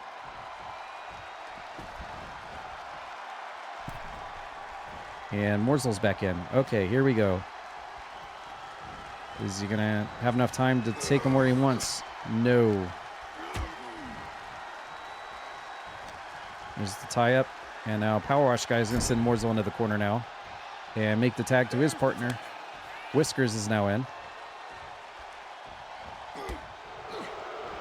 Morzel caught the leg. Ooh. Kick to the bread basket there. Morzel rolling out. Whiskers going after Mr. Cantot on the corner.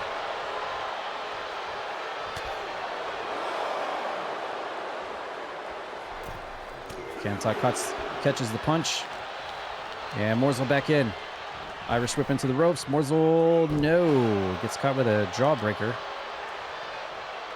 Whiskers trying to go for the front face lock. Morzel got a counter out of that one.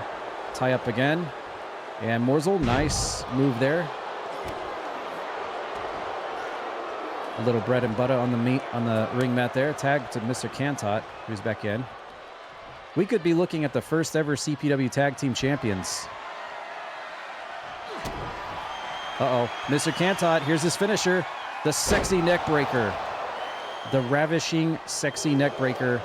And Power Wash Guy knows this might be over and comes in and makes the save. And it's a good thing he did because I feel like that probably would have been the ball game there. Cantot sends Whiskers into his corner.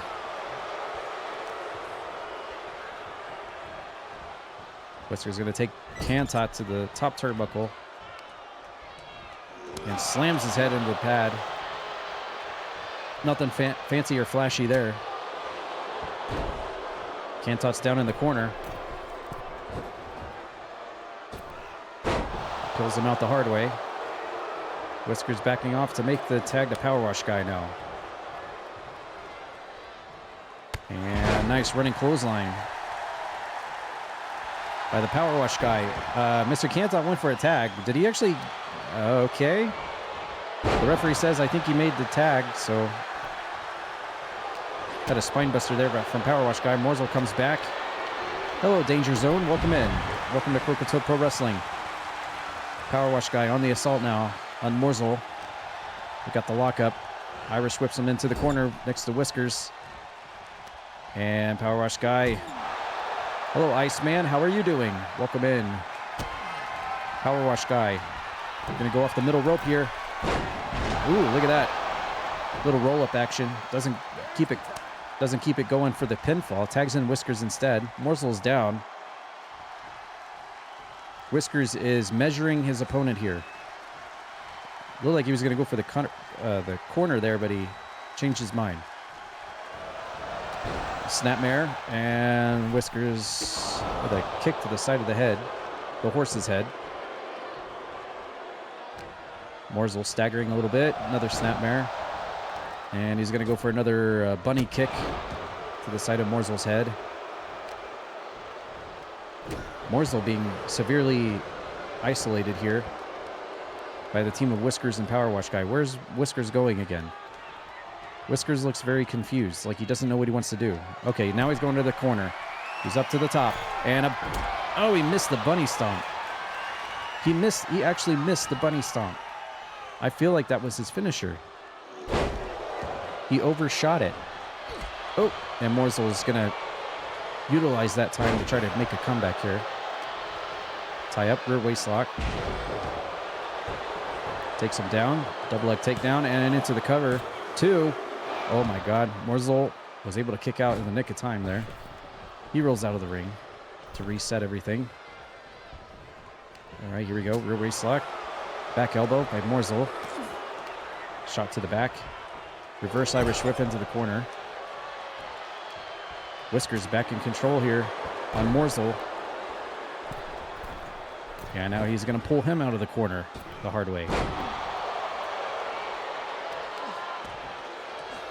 Whiskers now kick to the back. Tie up. Another snapmare, and Whiskers probably going to go for that bunny kick again. And hits it. Morzel in bad trouble here. He needs to tag out. Uh-oh, Whiskers going to go for that. Is he going to hit the bunny stomp this time for reals? And he missed. Morzel was ready for him. He was trolling him all along. He was ready. There's a tag to Mr. Cantot. Uh-oh, we have tag team moves here. From Vicious and Delicious. Here we go.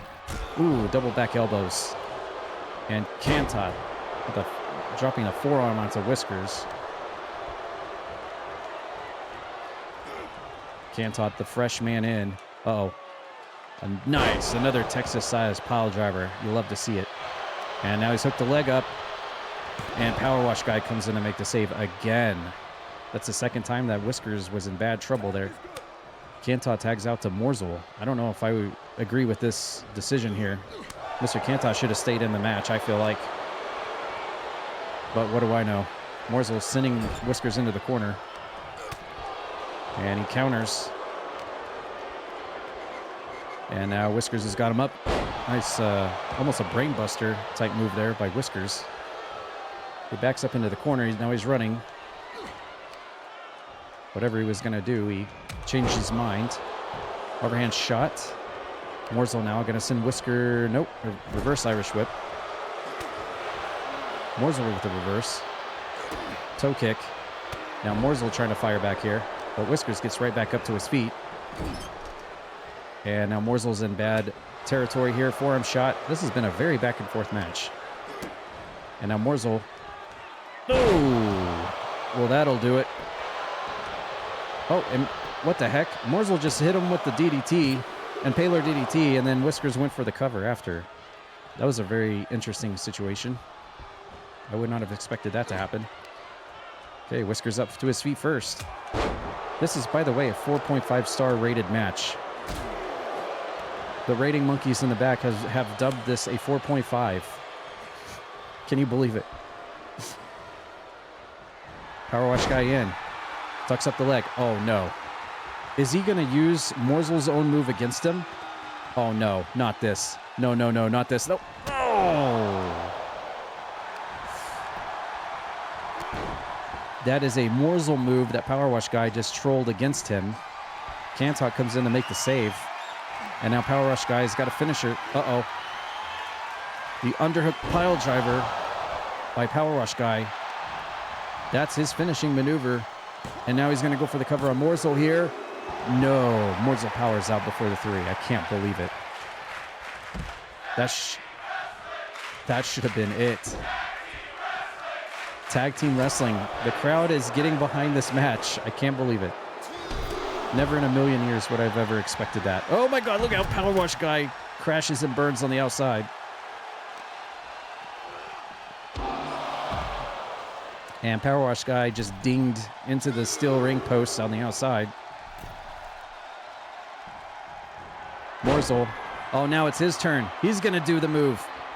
Morsel got a little frustrated that Power Wash Guy stole his move, and now Morsel's going to do it the right way. Here he goes, right in the hole. Right in the glorious hole. Uh-oh, Power Wash Guy could be in trouble here. No, somehow he kicks out. I can't believe it.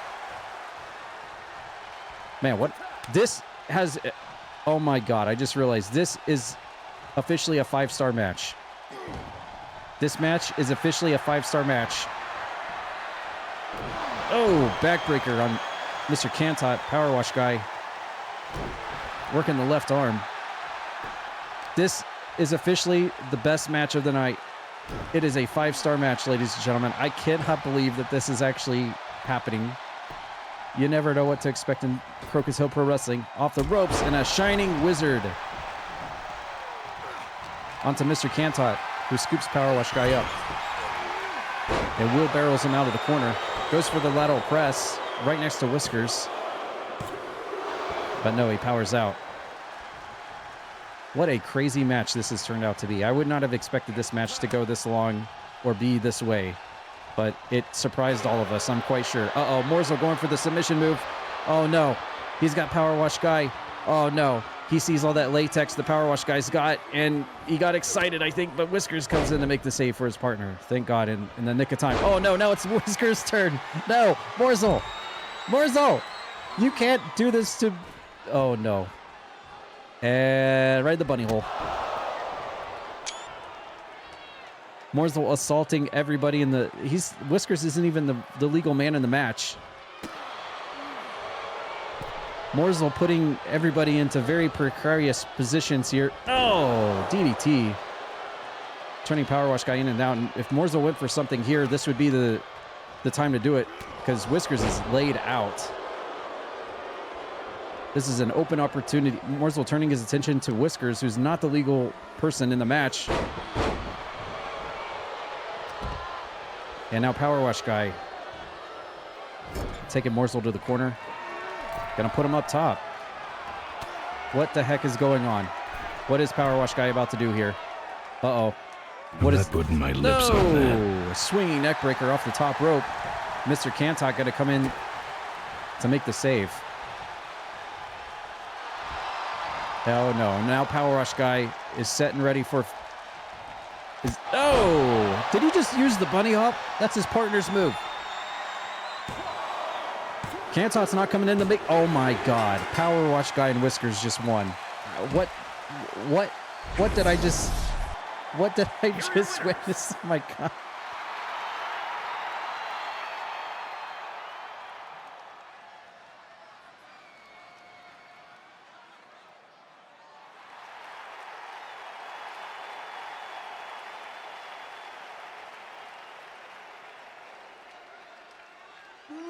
You suck.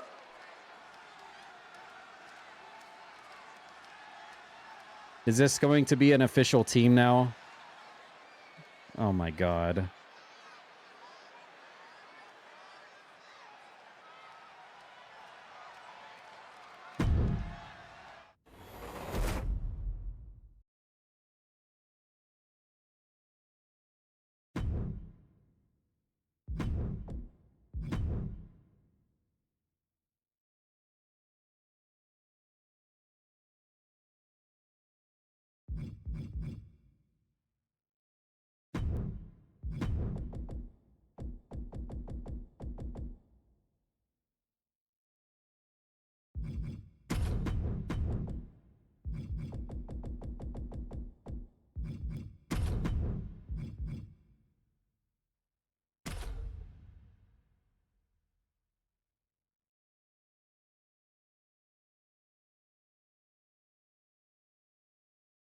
All right, we've got only a couple of more matches left on tonight's show. Thanks everyone for tuning in tonight on an early edition of CPW this week. It's been fun.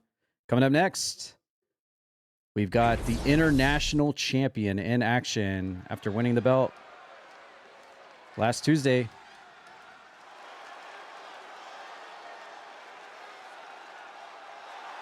The following contest is scheduled for one fall. Making his way to the ring from Atlanta, Georgia, weighing in at 228 pounds, the Soldier.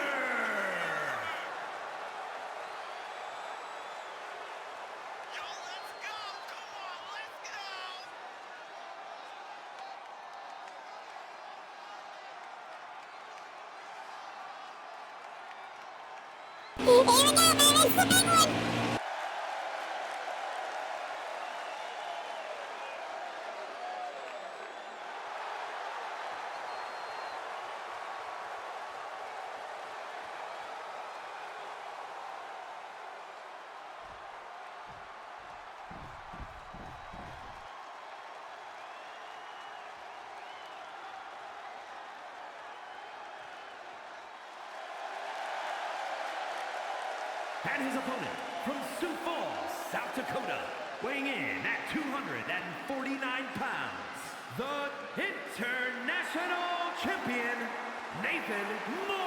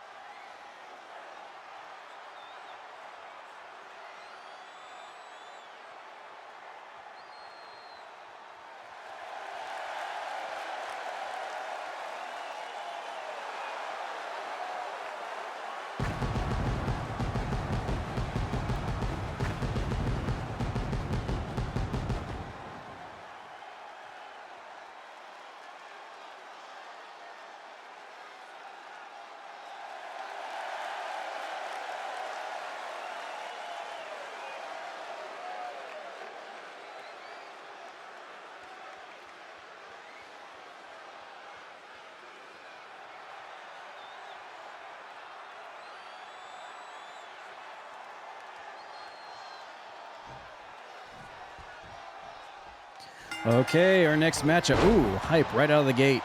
Right out of the green light, he comes out and clotheslines Nate. This is almost like a NASCAR match here. Springboard dropkick on Hype, who's got the pedal to the metal right here at the opening going of the match. But Nate's going to brake check him. But Hype comes back with a toe kick, tie up here. And Hype going to direct him to the pit lane here, up against the guardrail. And, ooh, what's this? Oh, flatliner, rope assisted. I've never seen that before. Hype pulling out some new moves tonight. Here against the international champion, basically our intercontinental champion of Croakitoad Pro Wrestling in action here, non-title singles action here. Nate coming off of a big win last Tuesday over Sean the Show by winning the belt and becoming the first ever international champion. And on the other side of it, Hype not looking so good at Croakitoad Pro Wrestling right now. I believe he's not got a single win yet. So this is a huge opportunity for Hype tonight, the Vigilante. If he can pull off his very first win over an existing champion, that's going to be huge. A huge first place finish for him on the road to the cup, to the title belt. But I'm pretty sure Nate's not going to let that happen. He's riding high as the international champion. The last thing he wants is a loss right after that. Oh, kick right to the face as we're on the outside of the ring here. A forearm shot, keeping him down.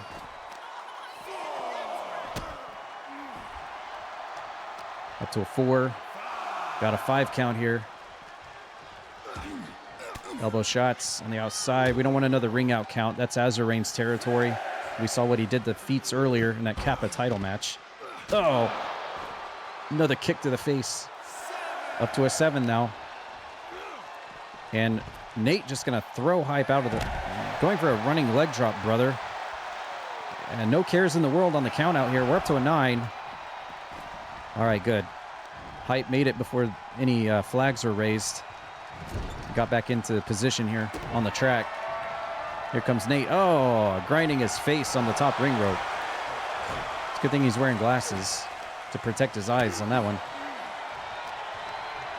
And Irish whips him into the ropes and a nice hip toss.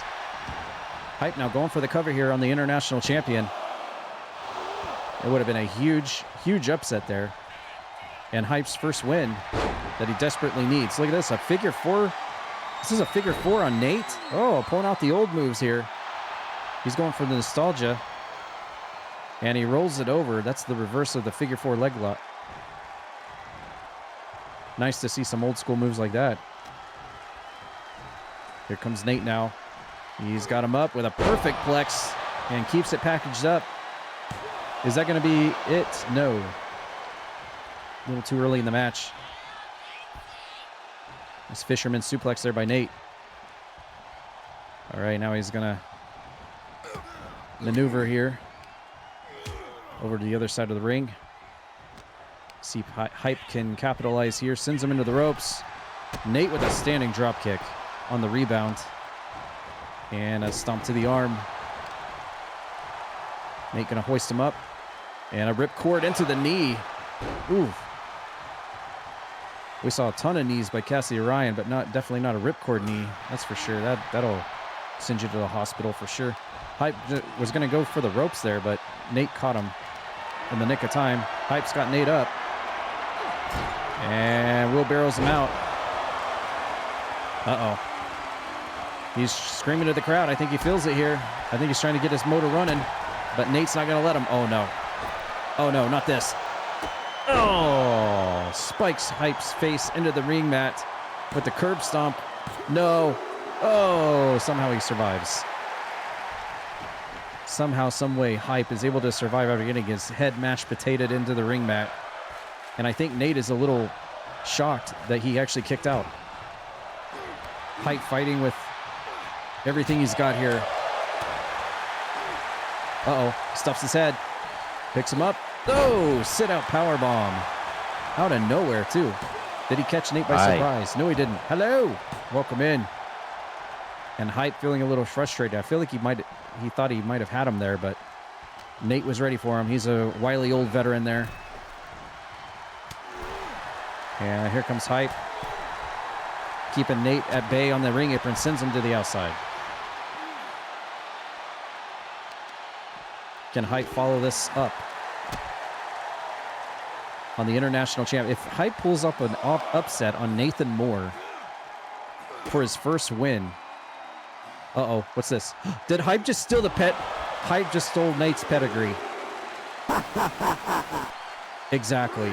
That is exactly my reaction. Hype just stole Nate's pedigree and used it on him on the outside of the ring.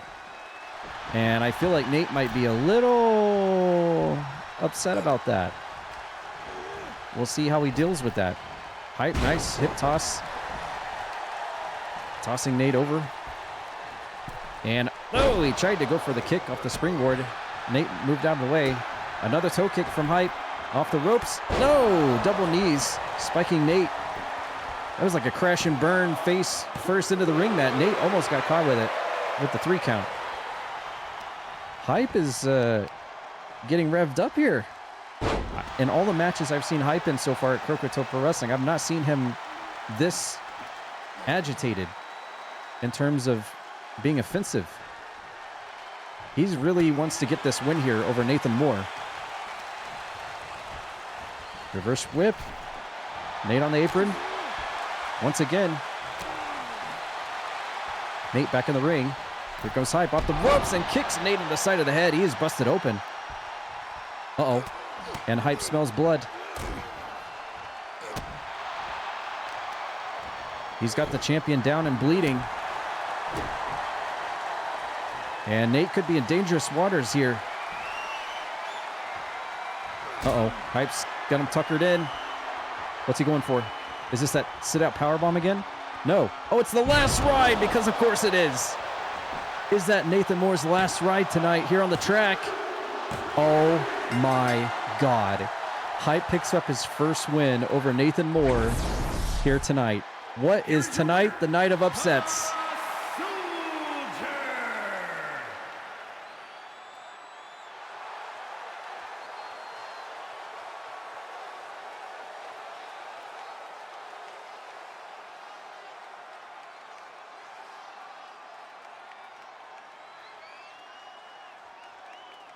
Yeah, the sponsors are real happy tonight. STP, Hooters, Balls, Energy Drink, Twitch, Coca-Cola, Arby's, Pizza Hut, Goodyear, Astroglide, Valvoline, Buc-ee's, and let's not forget Sean the Show Brother, minor sponsor. And also 997 Studios, but they couldn't afford a patch.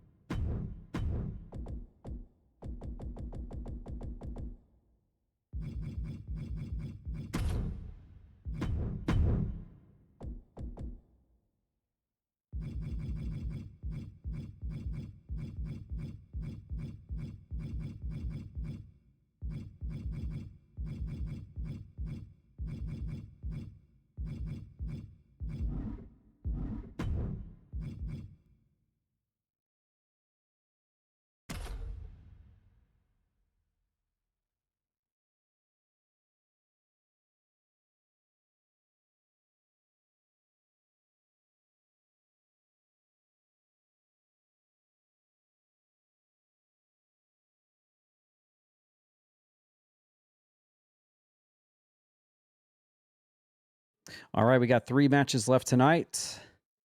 Thanks again, everyone, for tuning in early to catch this Tuesday's CPW Wrestling. Really appreciate it. The hype train earlier, all the bits and the sub drops earlier.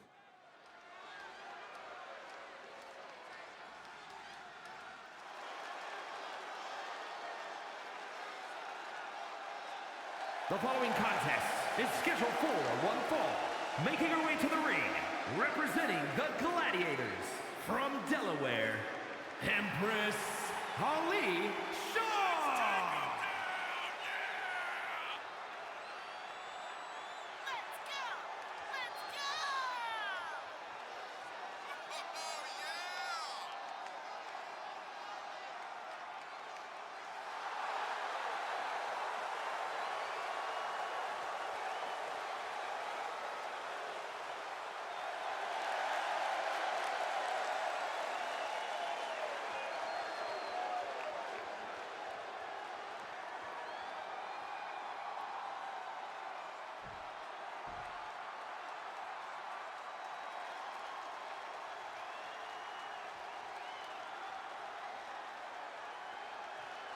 And from Oklahoma City, Oklahoma, Miss Amy.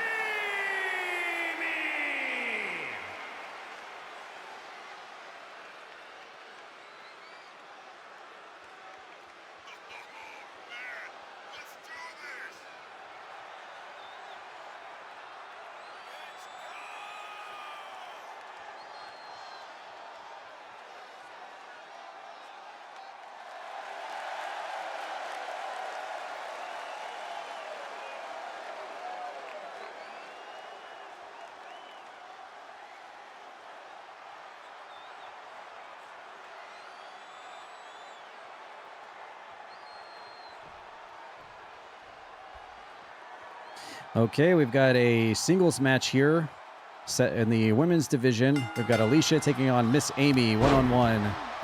Still to come tonight, we've got two of our matches that were revealed early on back on Halloween night in our Discord server. We do have a women's tag team match coming up. It's going to be Goddess Dawn and Bethany taking on Lady Lavin and Maggie Moore. And that will be our semi-main event. And on our main event of the evening will be the first ever casket match between Psycho T and Pumpkinhead. 2 matches left on the night. I'm surprised we're not going to see any appearance from the World Heavyweight Champion Grem tonight. But I'm sure he's probably more worried and focused about his wife's condition, considering Ashterial seems to be in a state of confusion when it comes considering to the dead zone. So we won't see any appearance from the World Heavyweight Champion tonight. He's got bigger things on his plate right now, I'm sure. And besides, if he did show up, it'd probably be Thaddeus trying to screw him over anyway to try to get the belt. So it's probably in his best interest to not show up tonight. We got Amy choking out Alicia in the corner there, and as usual, if anyone did not get a match this week, I always guarantee you that if you're not on the show this week, I will always get you on the next week. So we tried to make this kind of a shorter event tonight. That's why we started earlier, make it a shorter event, even though we've already slammed through a bunch of matches tonight. But we'll be back to the huge hefty shows next Tuesday for sure, as we head towards our November major pay-per-view event at the end of this month. The last Tuesday of November will be our second pay-per-view, our Twitch per-view event. And we've got feuds and plots and stories to build up to on that one. The story never ends here at Croakitoad Pro Wrestling now that we're rocking and rolling. And maybe even a possible intro video finally next Tuesday as well. Maybe we'll finally get the Croakitoad Pro Wrestling intro video. Roll up there and a pin by Alicia, but Miss Amy kicks out at 2. Maybe we'll also hear more about the interesting, horrific story of the man named J-Hair, who is trapped in the basement of the Seattle hospital trying to get his way out. I don't know how we got that VHS tape about that story. And look at Amy going straight for Miles. Amy has some harsh things to say about Miles on the outside. Miles out here just to support and watch Alicia here tonight. And Amy didn't, I guess there was some words exchanged. I'm not sure, but we're up to a 3 count on the outside. Standard rules here. Yeah, possible intro video for Croakitoad Pro Wrestling next Tuesday. Maybe more on the story of the abandoned man that is trapped in the basement of the Seattle hospital named J-Hair. More about him. And, of course, continuation of feud stories and plots from what we've seen tonight. And boy, have there been some interesting things happening tonight. Whether it whether it's involving the Kappa title situation, whether it's involving Tad Peters and Ashterial, whether it's involving Anubis Khan and Welsh Mosher, whether it's basically every single match has had some kind of story attached to it, and it's been a weird one. Nice X Factor there from Alicia, standing moonsault onto Amy, trying to keep her grounded here. This match has been in and outside of the ring so far. And of course, what we just saw right a few moments ago, Hype picking up a huge underdog victory. His first victory over Nathan Moore, the international champion. What is Hype going to say about that? Does he feel like he should immediately get a title shot? I don't know. Nice move there by Amy, planting Alicia face first in the mat. And almost got the win there with it too, by the way. Good to see Amy's recovering and well after going through the extensive flash flooding and tornado activity that she had. She's able to come here tonight and compete. That's good. Oklahoma definitely made the national news with tornadoes in November.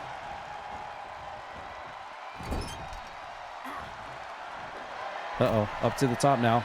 What's Amy gonna do? Oh, look at this. Whoa! Nice move. Leaping up and hitting a Hurricane Rana on Alicia while she's propped up on the top rope.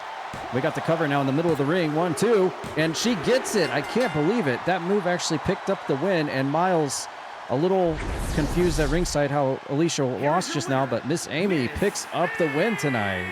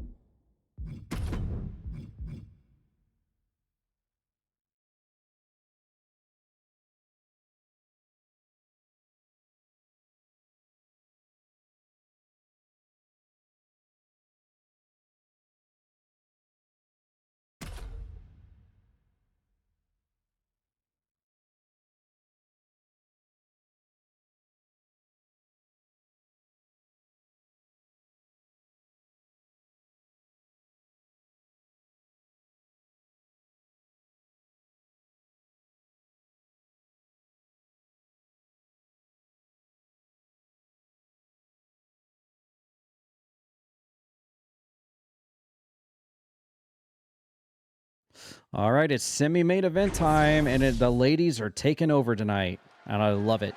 Our ladies roster is huge, and I wouldn't have it any other way. Let's get this tag team match underway. The following contest is a tag team match set for one fall. Introducing first, from Baltimore, Maryland, Betty A.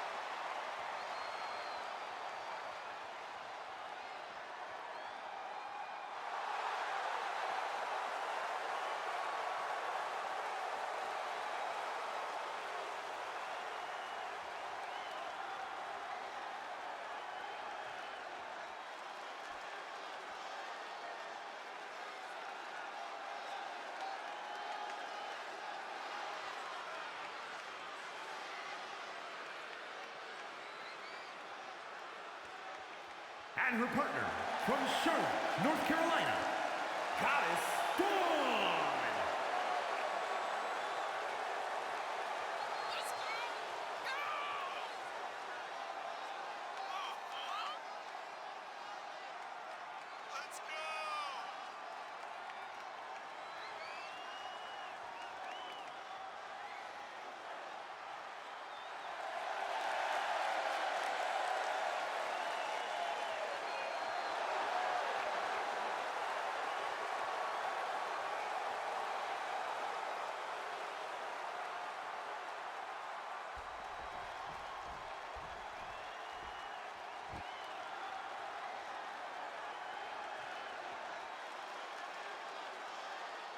And from Pennsylvania, Lady Gavin!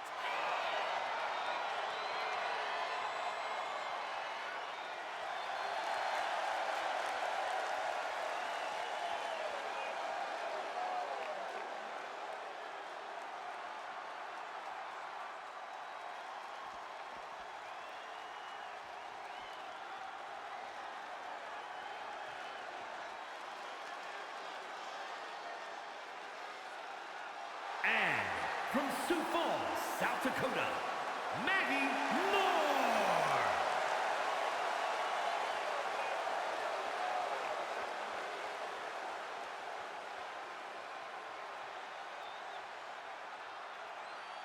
Gotta do it!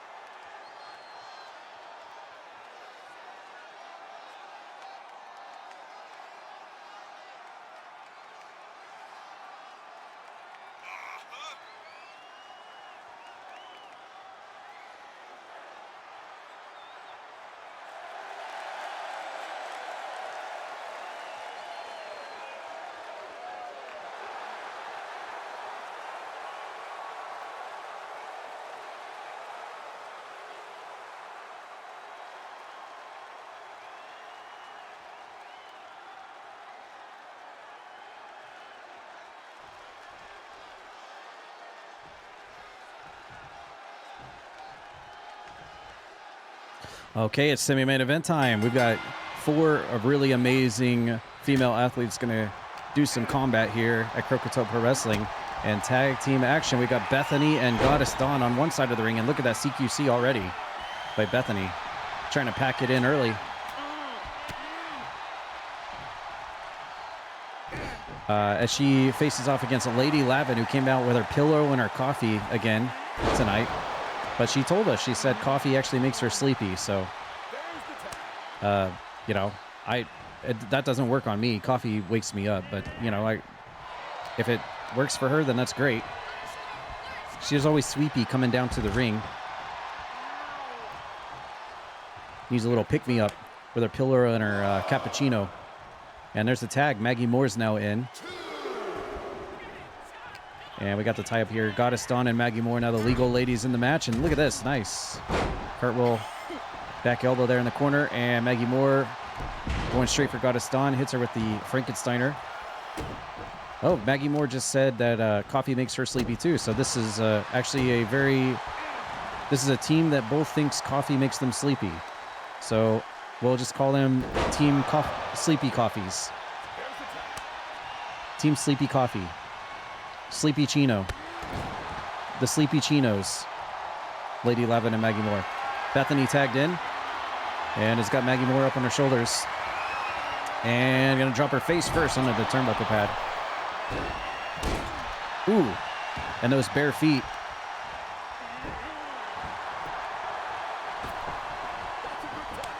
She might decide to wear no footwear in her matches, but her bare feet definitely do the talking. That's for sure. Goddess Dawn now tagged back in. Ooh, a running jab kick. Takes Maggie off her feet. And a tie up in the middle of the ring. She got us done. Now going to take Maggie to the top right corner. And an elbow shot. Tie up. This is our semi-main event of the evening. Oh, nice. Bear hug spinebuster by Maggie Moore. Got us done in midair there. Once again, thanks everyone for being here tonight and watching, checking out the wrestling every Tuesday night. If anyone is lurking in the background and is interested in getting a character in on this, just shoot me over a Twitch Whisper or a Discord DM and I'll get you in on the roster. If you've tried to do that before and you still hasn't showed up, just shoot me a reminder and we can talk about getting you on the roster. Spots are very limited, actually. Oh, wow, that was a pretty cool move by Lady Lavin. Unfortunately, she overshot it. There's only about 13 spots left on the roster, give or take, so spots are very limited, but I would love to have everyone in who would like to be in, especially if your gender is female. I want to see, we already have a huge and a very large female roster, but hey, there's always room for making it even bigger as far as I'm concerned. Nice knee to the face. Lady Lavin onto Bethany. There's a tag. Maggie Moore back in. And nice. Hurricane Rana by Maggie Moore. Sends Bethany toppling over.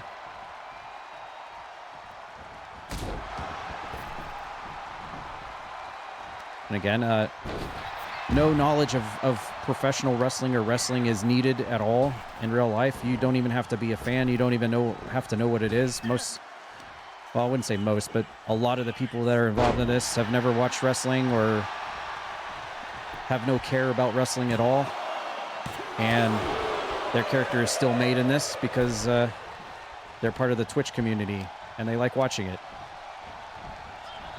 It's lots of fun. Nothing is required. You just have to let me know you want in, and I'll get you on the roster. Ooh, nice. Fisherman suplex by Bethany. Look at that bridge. Holy crap, that's some flexibility right there. And now Bethany off the ropes here. Drops a leg drop, brother. Gonna go for another one, but Maggie Moore rolls out of the ring. Mr. Cantot needs a female manager. I thought Morsel was.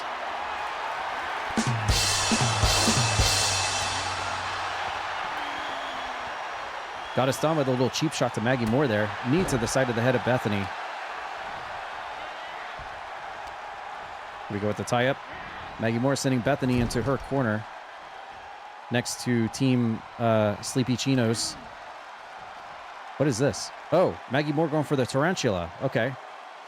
That's the second time I've seen her do that now. Tajiri will be very proud about that. Really happy. Forearm shiver from Maggie Moore, taking Bethany off her feet. Another tag. Lady Lavin's in, and Bethany leaps over to tag in Goddess Dawn. Ooh. Dawn and Lady Lavin now duking it out here. Elbow shot to the top of the head. Oh, Lady Lavin turns her attention to Bethany, who is not the legal person in the match. And Lavin going to send Dawn into the corner. Ooh, European uppercut. And just choking her throat out here in the corner. Just choking her throat out. Nothing fancy about that one. Lady Lavin now tagging Maggie Moore back in. Lots of very constant tags between Lady Lavin and Maggie Moore here. Standing dropkick catches Goddess Dawn by surprise. And a lockup. Irish whip into the ropes. Ducks under, and Goddess Dawn fires back with a lariat. Ooh. Stiff shots and a knee to the back. Takes Maggie Moore down to the mat, and there's the tag to Bethany. The CQC master. Ooh, kick to the side of the head.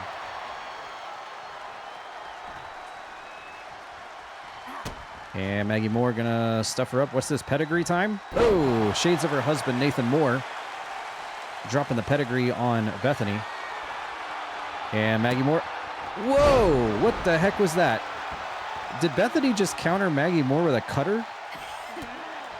I don't know what Maggie Moore was going to go for, but Bethany just countered her with an RKO. That was pretty wild. I've not seen that before. Maggie Moore tags in Lady Lavin. Lady Lavin in the ropes. What? She's trying to get the fans behind her. What's she going to go for? She points. Oh, torpedo elbow or shoulder block. Lady Lavin, always so eccentric. and flamboyant with her moves. Oh! Spikes Bethany's head in the mat, and Goddess Dawn comes in to make the save.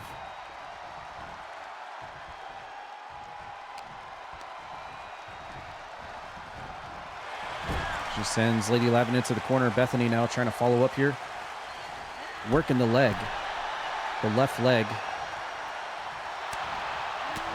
There's a whole lot of lavender on that lady. Oh, what's this? Oh, is that a Kimura lock? Or, no, that's a... what is that?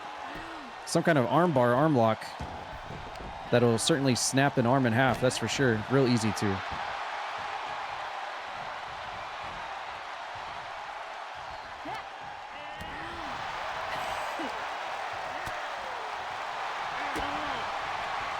And Lady Lavin now has got her tucked up. Oh, I thought she was going to go for that underhook pile driver, but switched it up in mid move and almost got Bethany there. Dropped her with the face plant into the mat. Tag team wrestling. We're up to a 4-star rating, by the way. Missing the knee shot. Bethany and Lady Lavin fighting it on the outside now.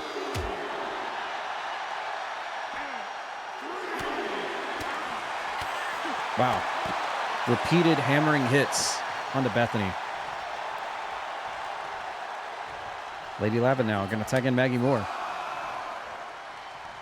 Up to a 5 count. Maggie Moore goes straight for Goddess Dawn. Cheap shots her out of the ring. Up to a 7. Is Maggie Moore going to go outside the ring here? Or is she just posing?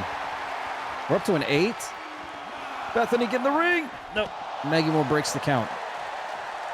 If she would have just stayed in the ring, this would be over right now. They would have won by count out. But Maggie Moore decided to go for it. She went for high risk onto Bethany, and it did not pay off. And the match continues anyway. And now Maggie's trying to get Bethany away from the ropes. Got the tie up here, and a scoop slam.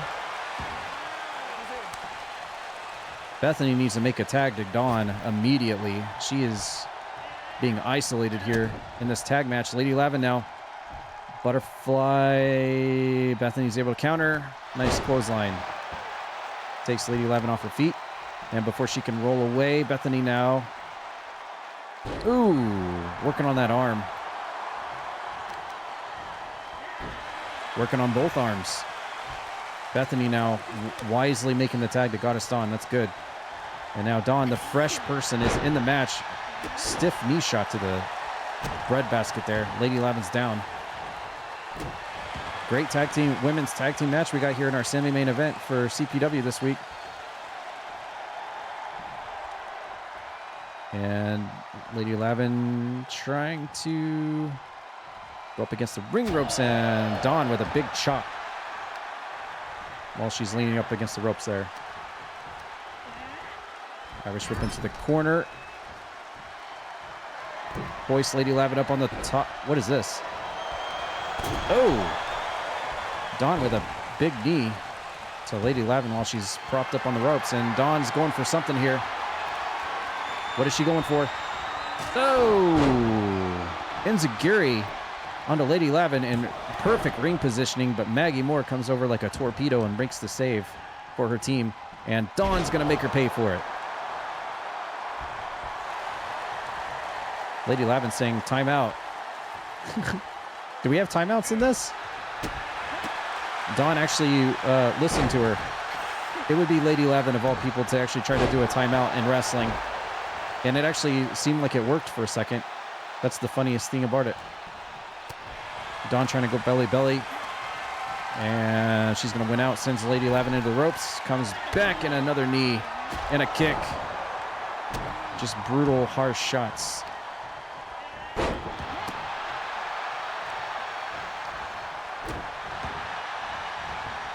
Lady Lavin trying to come back here.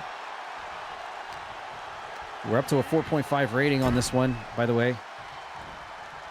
I guess the rating monkeys in the back really love tag match. What is Bethany doing over here? Bethany's like glitched out by Maggie Moore on the outside of the ring.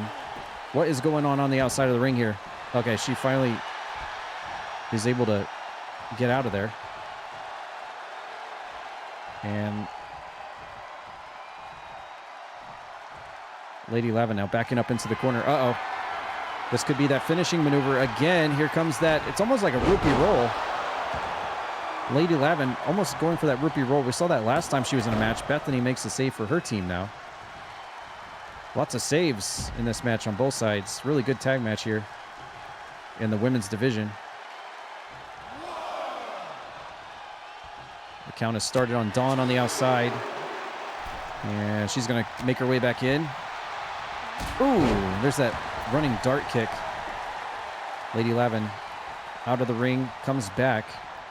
And here we go. Props her up. Nice Hurricane Rana. And now Dawn's turn to roll out of the ring. Okay, and that allows Lavin to go for Bethany, who is completely stunned. And now we're at a 5-star ranking for the second time tonight. The ladies have done it. A 5-star rating tonight. And Dawn peeling on the arm of Lady Lavin here. But she immediately gets up to her feet. Tie up. Irish whip into the ropes. And Dawn just flapjacks her up. Oh! Check over a chop, but she hits that kick again. And, oh, nice leaping tag to Maggie Moore. The fresh person is in. And quickie roll. No, not quickie roll up. Double stompers. Bethany really wants to tag. More double stompers on Dawn's arm. Ooh, kick to the side of the head. Takes her off her feet. And Dawn with a kick to the back. And more kicks. Just kicking each other's ass. Or should I say heads? Kicking each other's heads. There is no ass kicking. There's only head kicking in this one. Nice snap suplex by Dawn. Trying to keep Maggie grounded here. Working the leg over. Right next to her tag partner. And tags in Bethany now. Oh, here's that CQC. Look at this slappy punch. Maggie Moore completely out. Uh-oh, what is this? Oh, she's got that Fujiwara armbar on. Uh-oh. She's in trouble. Lady Lavin. Ooh, I feel like she was like moments away from tapping out there. That's a good way to get your arm ripped out of the socket. Bethany almost had it there. Oh, there she goes. Oh my God, my mouth couldn't even keep track of what I saw there. Bethany completely flying out of the ring with a suicide dive on top of Maggie Moore. That was so quick, I wasn't even ready for it. And Bethany trying to go for the cheap shot on Lavin, but she wasn't having any of it. And she gets it that time. Stun gun sends Lavin off. And here comes Maggie Moore, back kick. Taking Bethany off her feet. Gonna drag her away from the ropes. Dawn's waiting in the wings if she needs to make a save. Tie up here, Maggie Moore. Sending Bethany into the corner. Props her there. Bethany with a back elbow. Tie up. And Bethany going for a fisherman suplex, but Maggie Moore rolls it through. Uh-oh. Is that it? No. Okay, we got roly-polies. Here we go. We got roly-polies. I love when they do that. Bethany to Maggie Moore now on the outside. What a semi-main event we have here. And we got cross arm breaker? No, she's got the arm bar on the outside of the ring. It's not going to do you any good out there. I mean, if anything, it'll damage her up real bad, but you definitely can't win that way. Back into the ring we go. Bethany sending Maggie in. Up to a 5 count. Here's a tag. Dawn's in. 5-star match here for the ladies tonight in our semi-main event. Stompy to the arm. Dawn's going to back into the corner. Here she goes. And tried for that enziguri, but Maggie Moore had it scouted that time. Dodges out of the way. And now Maggie's turn to make the tag. Lady Lavin now in.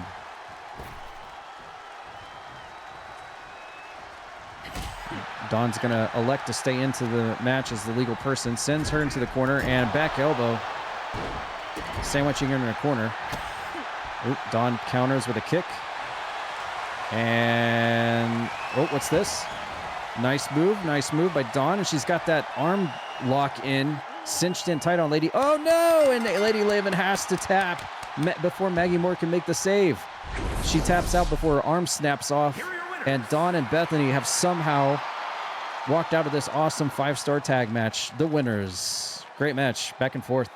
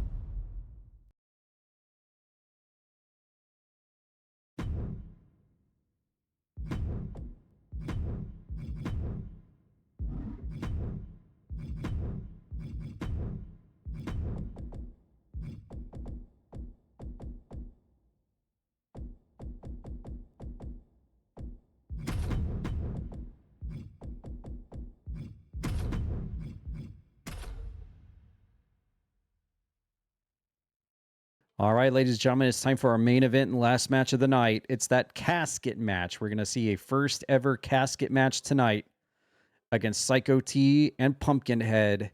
After that ambush that happened a few weeks back, you would remember Pumpkinhead debuted and assaulted Psycho T from behind and cost him that hardcore title, I feel like, last Tuesday. It's time for some revenge. Someone's going 6 feet under, baby.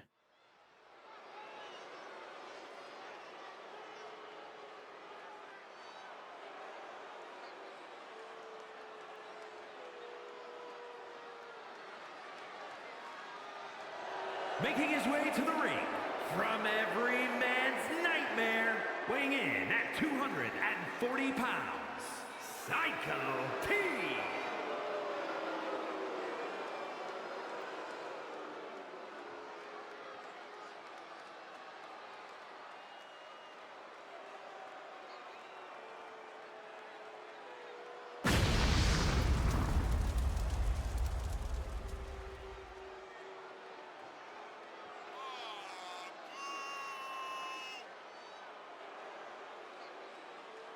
So pathetic! It'll be over soon! Don't worry!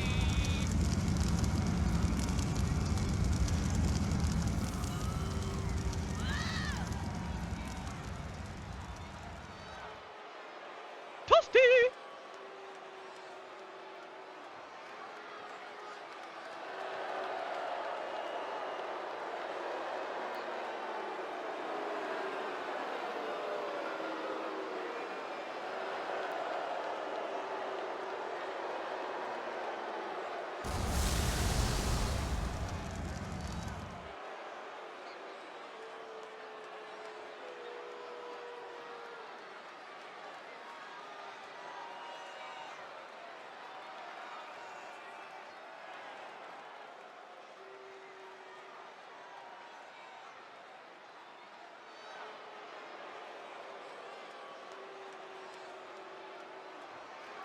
And his opponent, from Raleigh, North Carolina, weighing in at 215 pounds, Cliff E.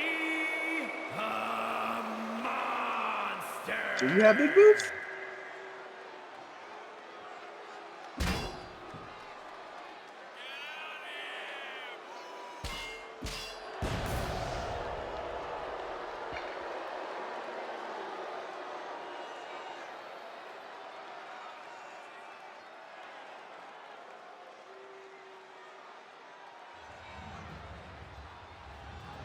The following contest is a casket match. There are no pinfalls, submissions, disqualifications, or countouts. The only way to win is for a superstar to force their opponent inside of the casket. After closing the casket lid shut, the remaining superstar will be declared the winner. Now, let the match begin.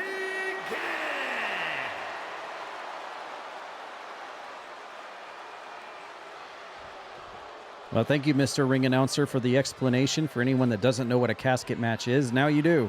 Here we go. It's the first one we've ever seen in Croakitoad Pro Wrestling history. As he said, there are no disqualifications, so weapons are allowed. They can go inside the ring, outside the ring. I don't even think there's a referee out here. Did I see a referee over there? Oh, nice jumping DDT by Pumpkinhead in his first official match here at Croakitoad Pro Wrestling, taking on Psycho T. And it was Pumpkinhead a few weeks ago that assaulted Psycho T backstage, and we saw them brawl, which definitely took Psycho T's momentum away from winning that hardcore title last Tuesday at Purgatorium, thanks to Pumpkinhead's assault. And so now revenge is happening right here, or at least it is attempting to be happen. Yeah, there's no referee in the ring. Pumpkinhead has finally showed his pumpkin head here at CPW here. And what a great first match for him to be featured in as a casket match. And you can see that casket right there on the left side of the ring. The only way for this thing to end, is by stuffing your opponent inside that casket right there and shutting the lid on him. Oh, and Psycho T's face getting slammed onto the hard metal of that casket. Will it be Pumpkinhead getting put away to pasture inside that casket, or Psycho T being sent to Dream World inside that locked case right there? Here in our main event, our last match of the night. Uh-oh. Well, he tried to slam his head into the top of it, but Pumpkinhead's big pumpkin head slams into it instead. I think the elephant in the room here is we need to open that lid and make sure there's nobody already inside that casket, first of all, because this is Croakitoad Pro Wrestling and you never know. Great camera angle. Actually, I actually really like this camera angle we got here. This is pretty cool. Psycho T with a shovel. Here come the weapons. Oh, he was going to try to bury that pumpkin in the pumpkin patch with that shovel, but Pumpkinhead was ready for him. And snapmares him over. Now working on the arm. Got a little surfboard stretch here.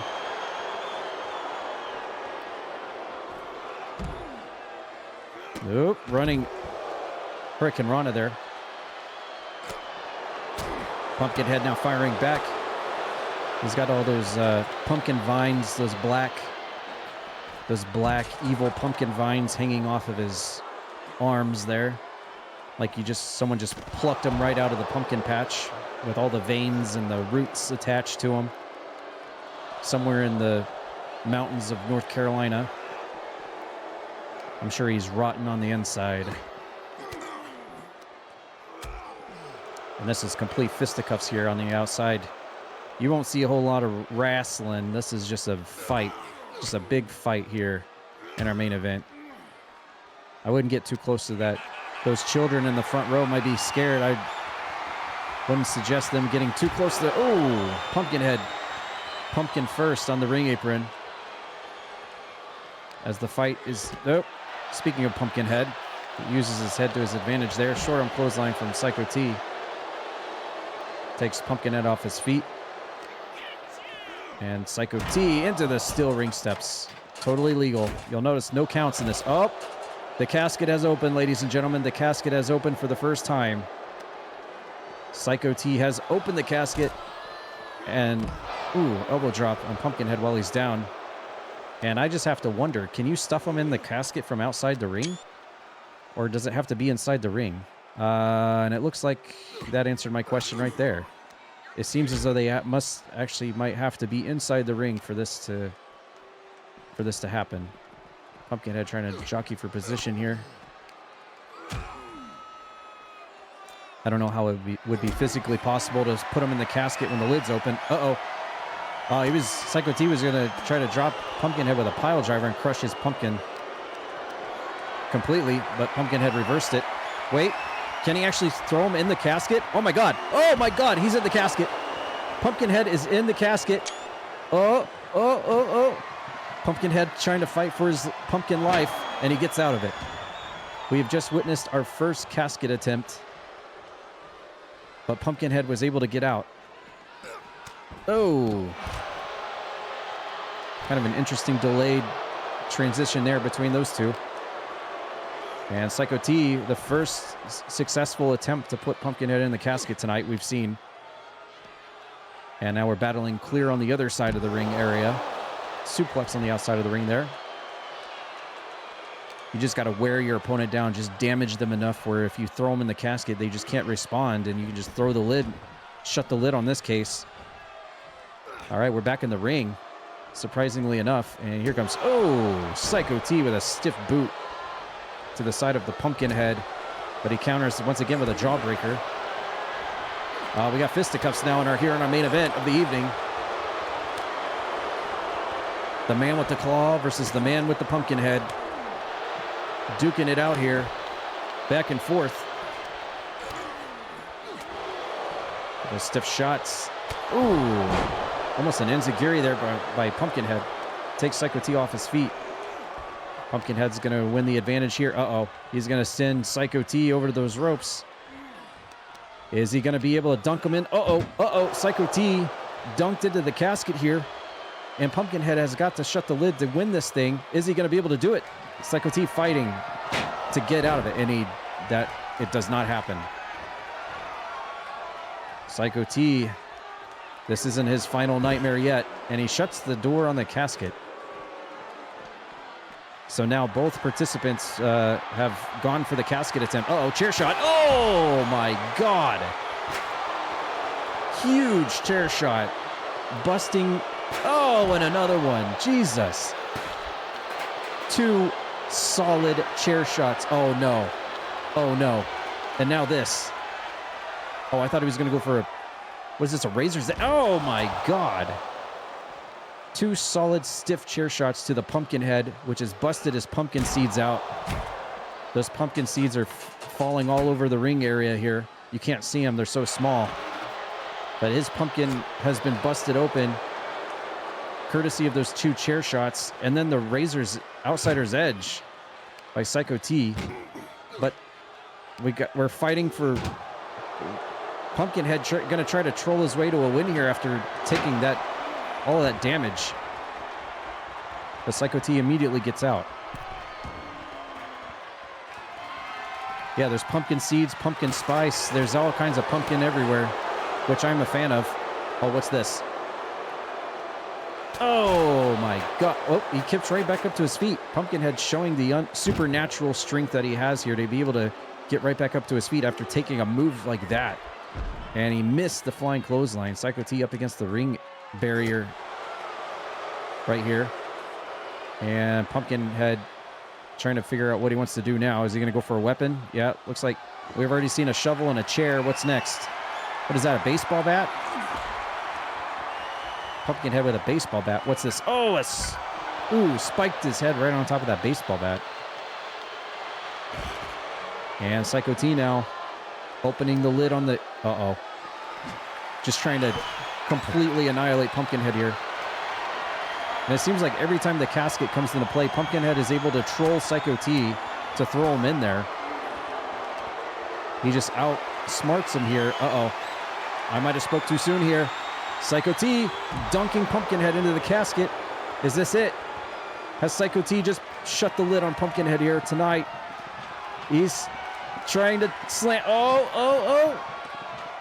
Pumpkinhead fighting with everything he's got. No, fights out. I can't believe it. I really thought that was over. Just barely able to, with his last remaining strength, I feel like, was able to keep that lid from closing on him. Uh-oh, here comes the claw slam. Now this one I do know. Psycho T, one of his patented moves on Pumpkinhead on the outside of the ring here, and just chunks him over to the other side. The crowd getting behind the match here. What weapon are we going to see now? What's this, a kendo stick? Oh, he missed the shot. Whoa. Oh my God, what was that? Pumpkinhead just spit some kind of blue liquid into Psycho T's face. Is that the pumpkin spice that we've been hearing about? Or some other mysterious blue liquid that the Cliffy show would have? That I wouldn't want to know what it is. Either way, it just got spit into Psycho T's face, and his face is stained with that blue liquid, whatever came out of Pumpkinhead's mouth. There's no telling what it is. Oh, we got another chair. Oh, kicks by Psycho T. And a couple of chair shots. Oh my God. Just relentless. This is probably one of the most violent matches I've ever seen with weapons so far in Croakitoad Pro Wrestling. Oh my God. Oh, power bomb. And what is Pumpkinhead doing here? Rings of Saturn. Hold here. Ooh. Oh, and Psycho T looked like he... well, I don't know what that was. It's Cliffy, so you never know what that sound would be if you can't see what it is, but... okay, he's got him cinched in again. Oh, it is Psycho T. Okay, he's tapping, but there is no submission in this thing, so Pumpkinhead's efforts are not going to be rewarded in this thing. The only way to win is stuff your opponent into the casket. It's the only way. So submissions are useless here. But these two individuals have been hammering each other with everything they've got. Psycho T again, just wanting to just throw Pumpkinhead across the ring. And here comes the chair again.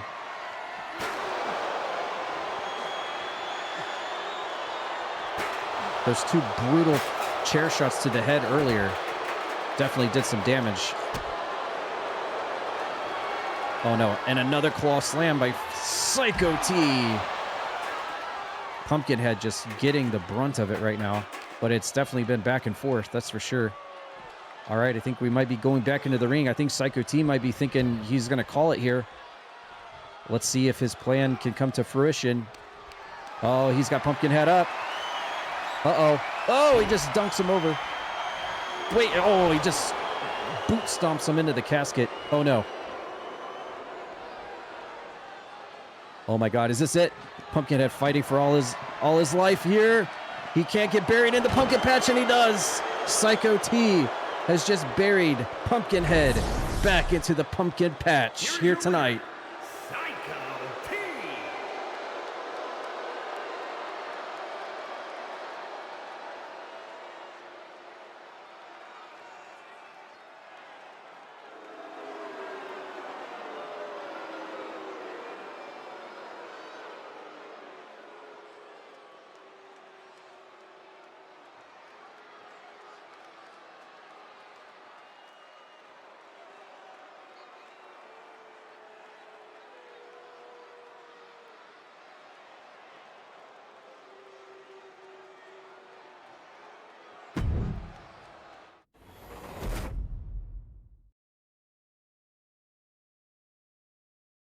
All right, what a great show tonight.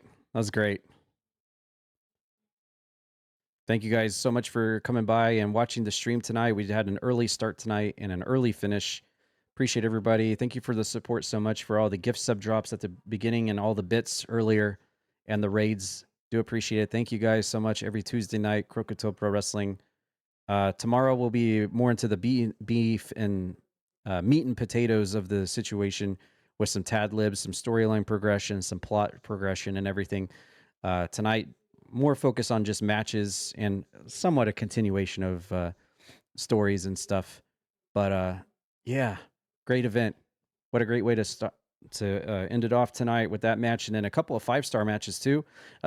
Couple of debuts as well. Very exciting all across the board. I'm already looking forward to Tuesday again.